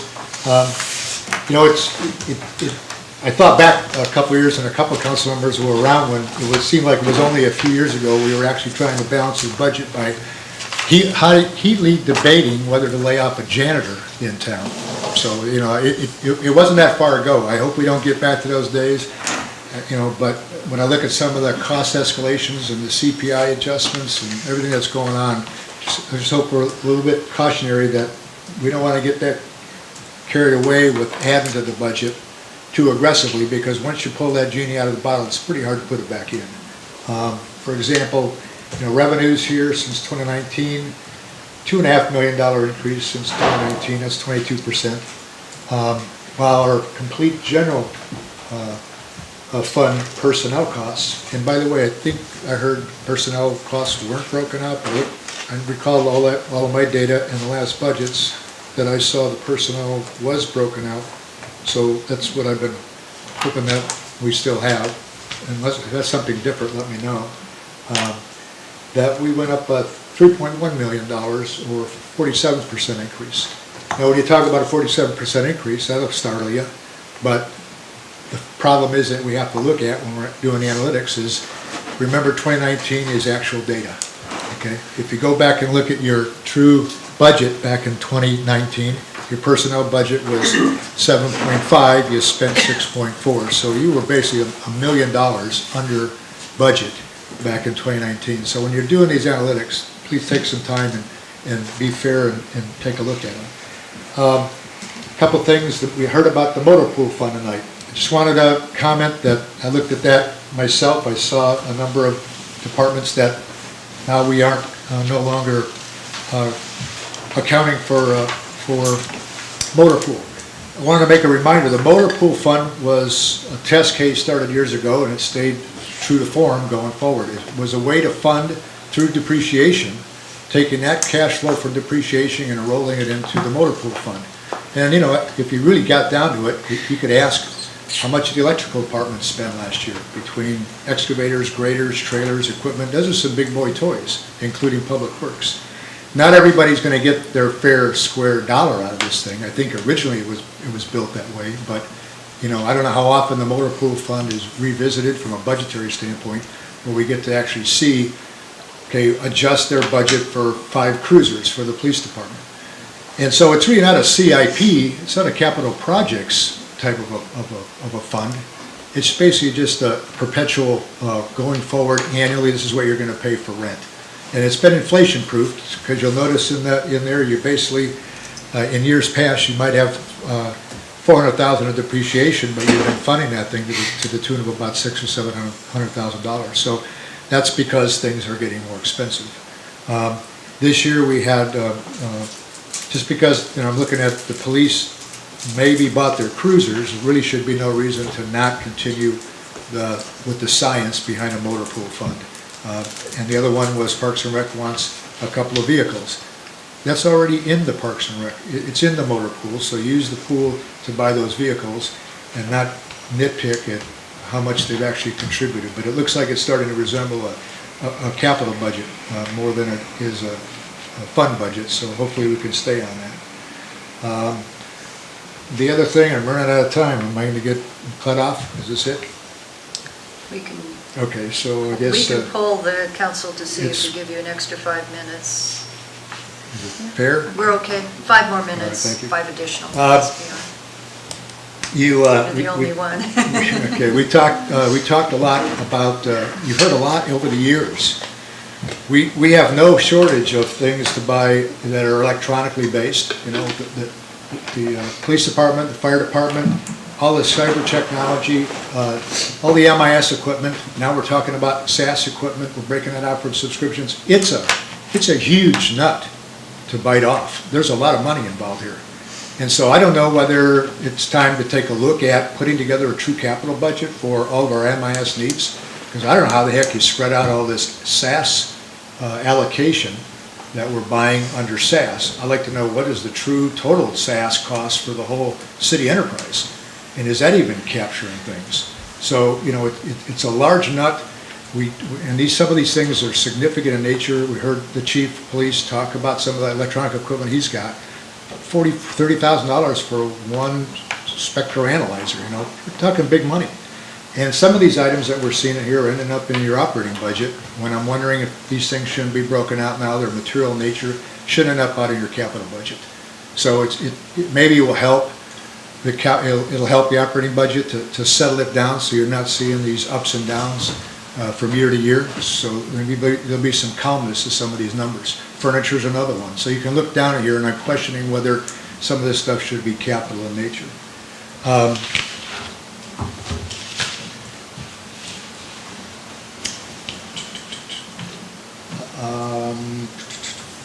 Yeah, the SaaS, I see the numbers. I'm not quite seeing all the math. I see where we basically took 40,000 out of subscriptions, but we upped it by 119 under SaaS. So some of the numbers are pretty out there, probably worth trying to get a handle on it. Didn't want to miss the opportunity. You had a discussion about fire, you know, and we were talking about several questions because the chief was here. We got to ask. You know, so, you know, when I look at my analytics, you know, it's hard for me, like you, to look at fire. I looked at fire because it's coming up tonight, and I'm going, man, he's got all these divisions, you know, within the fire department.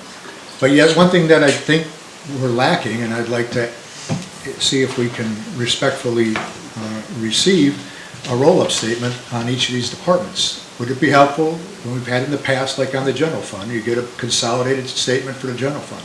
All the general fund rolls up, and I think you've got some of that in there today.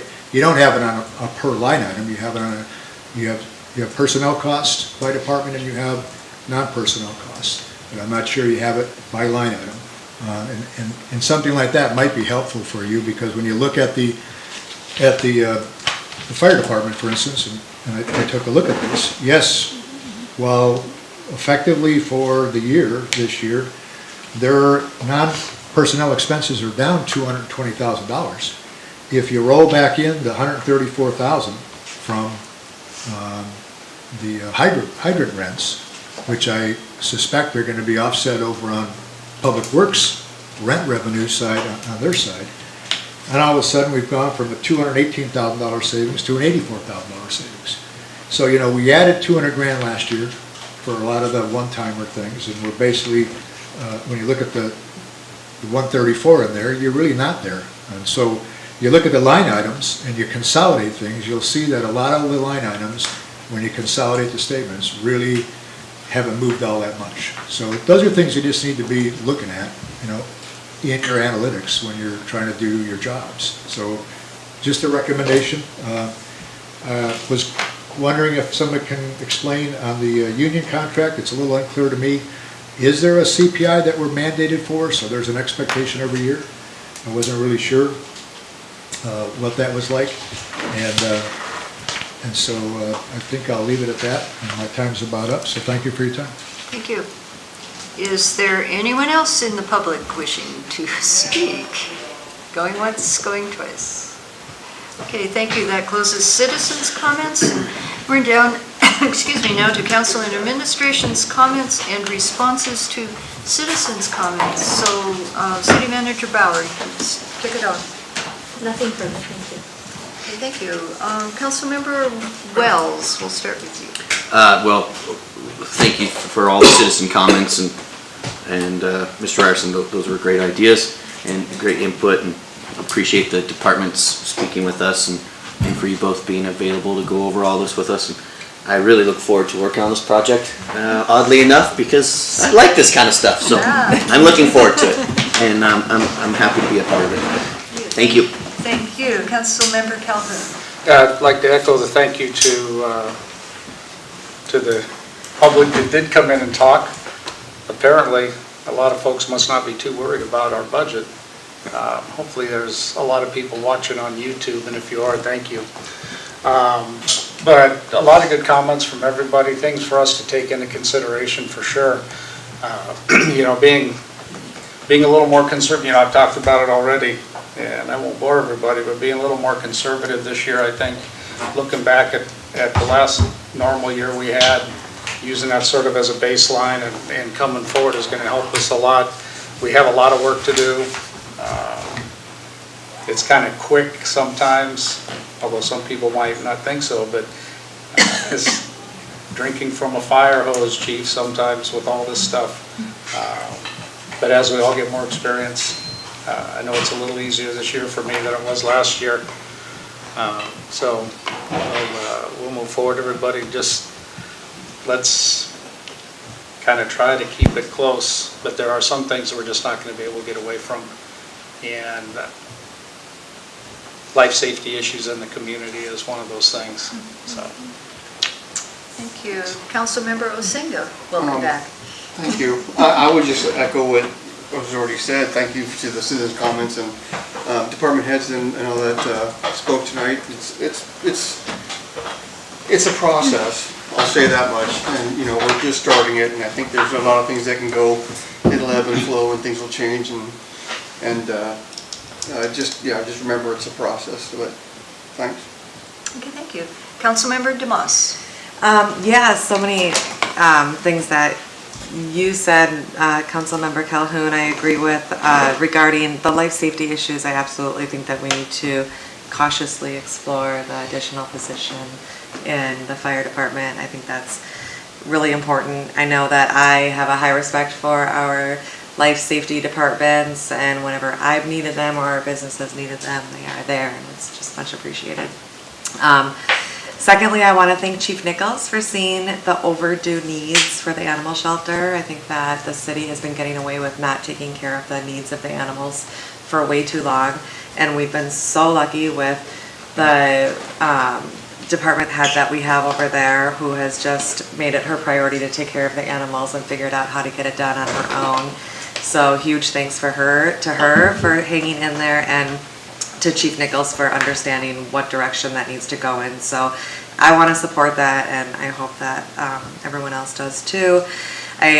With that being said, I think that we do need to be conservative with our revenues. I know I'm looking at 2019 for the year that I feel comfortable using for our businesses. And I would normally look at minimal increases for the for the future upcoming years, but I'm not sure we can count on that right now. Everything is just so, so it is gonna be a little bit of a balancing act, because there are things that we need, but we do need to be careful.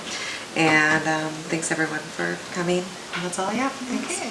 Well, you guys said it all. I want to thank each department that's presented tonight, and the citizens who came, and this is a process. This is just the beginning of the process. I'd like to request that maybe answer to 2 citizens' questions maybe the city manager could come up with by Wednesday. One would be, would there be surgery space for people in the animal shelter, as was asked by Kat? I don't know that answer. And then also, within the union contract, the union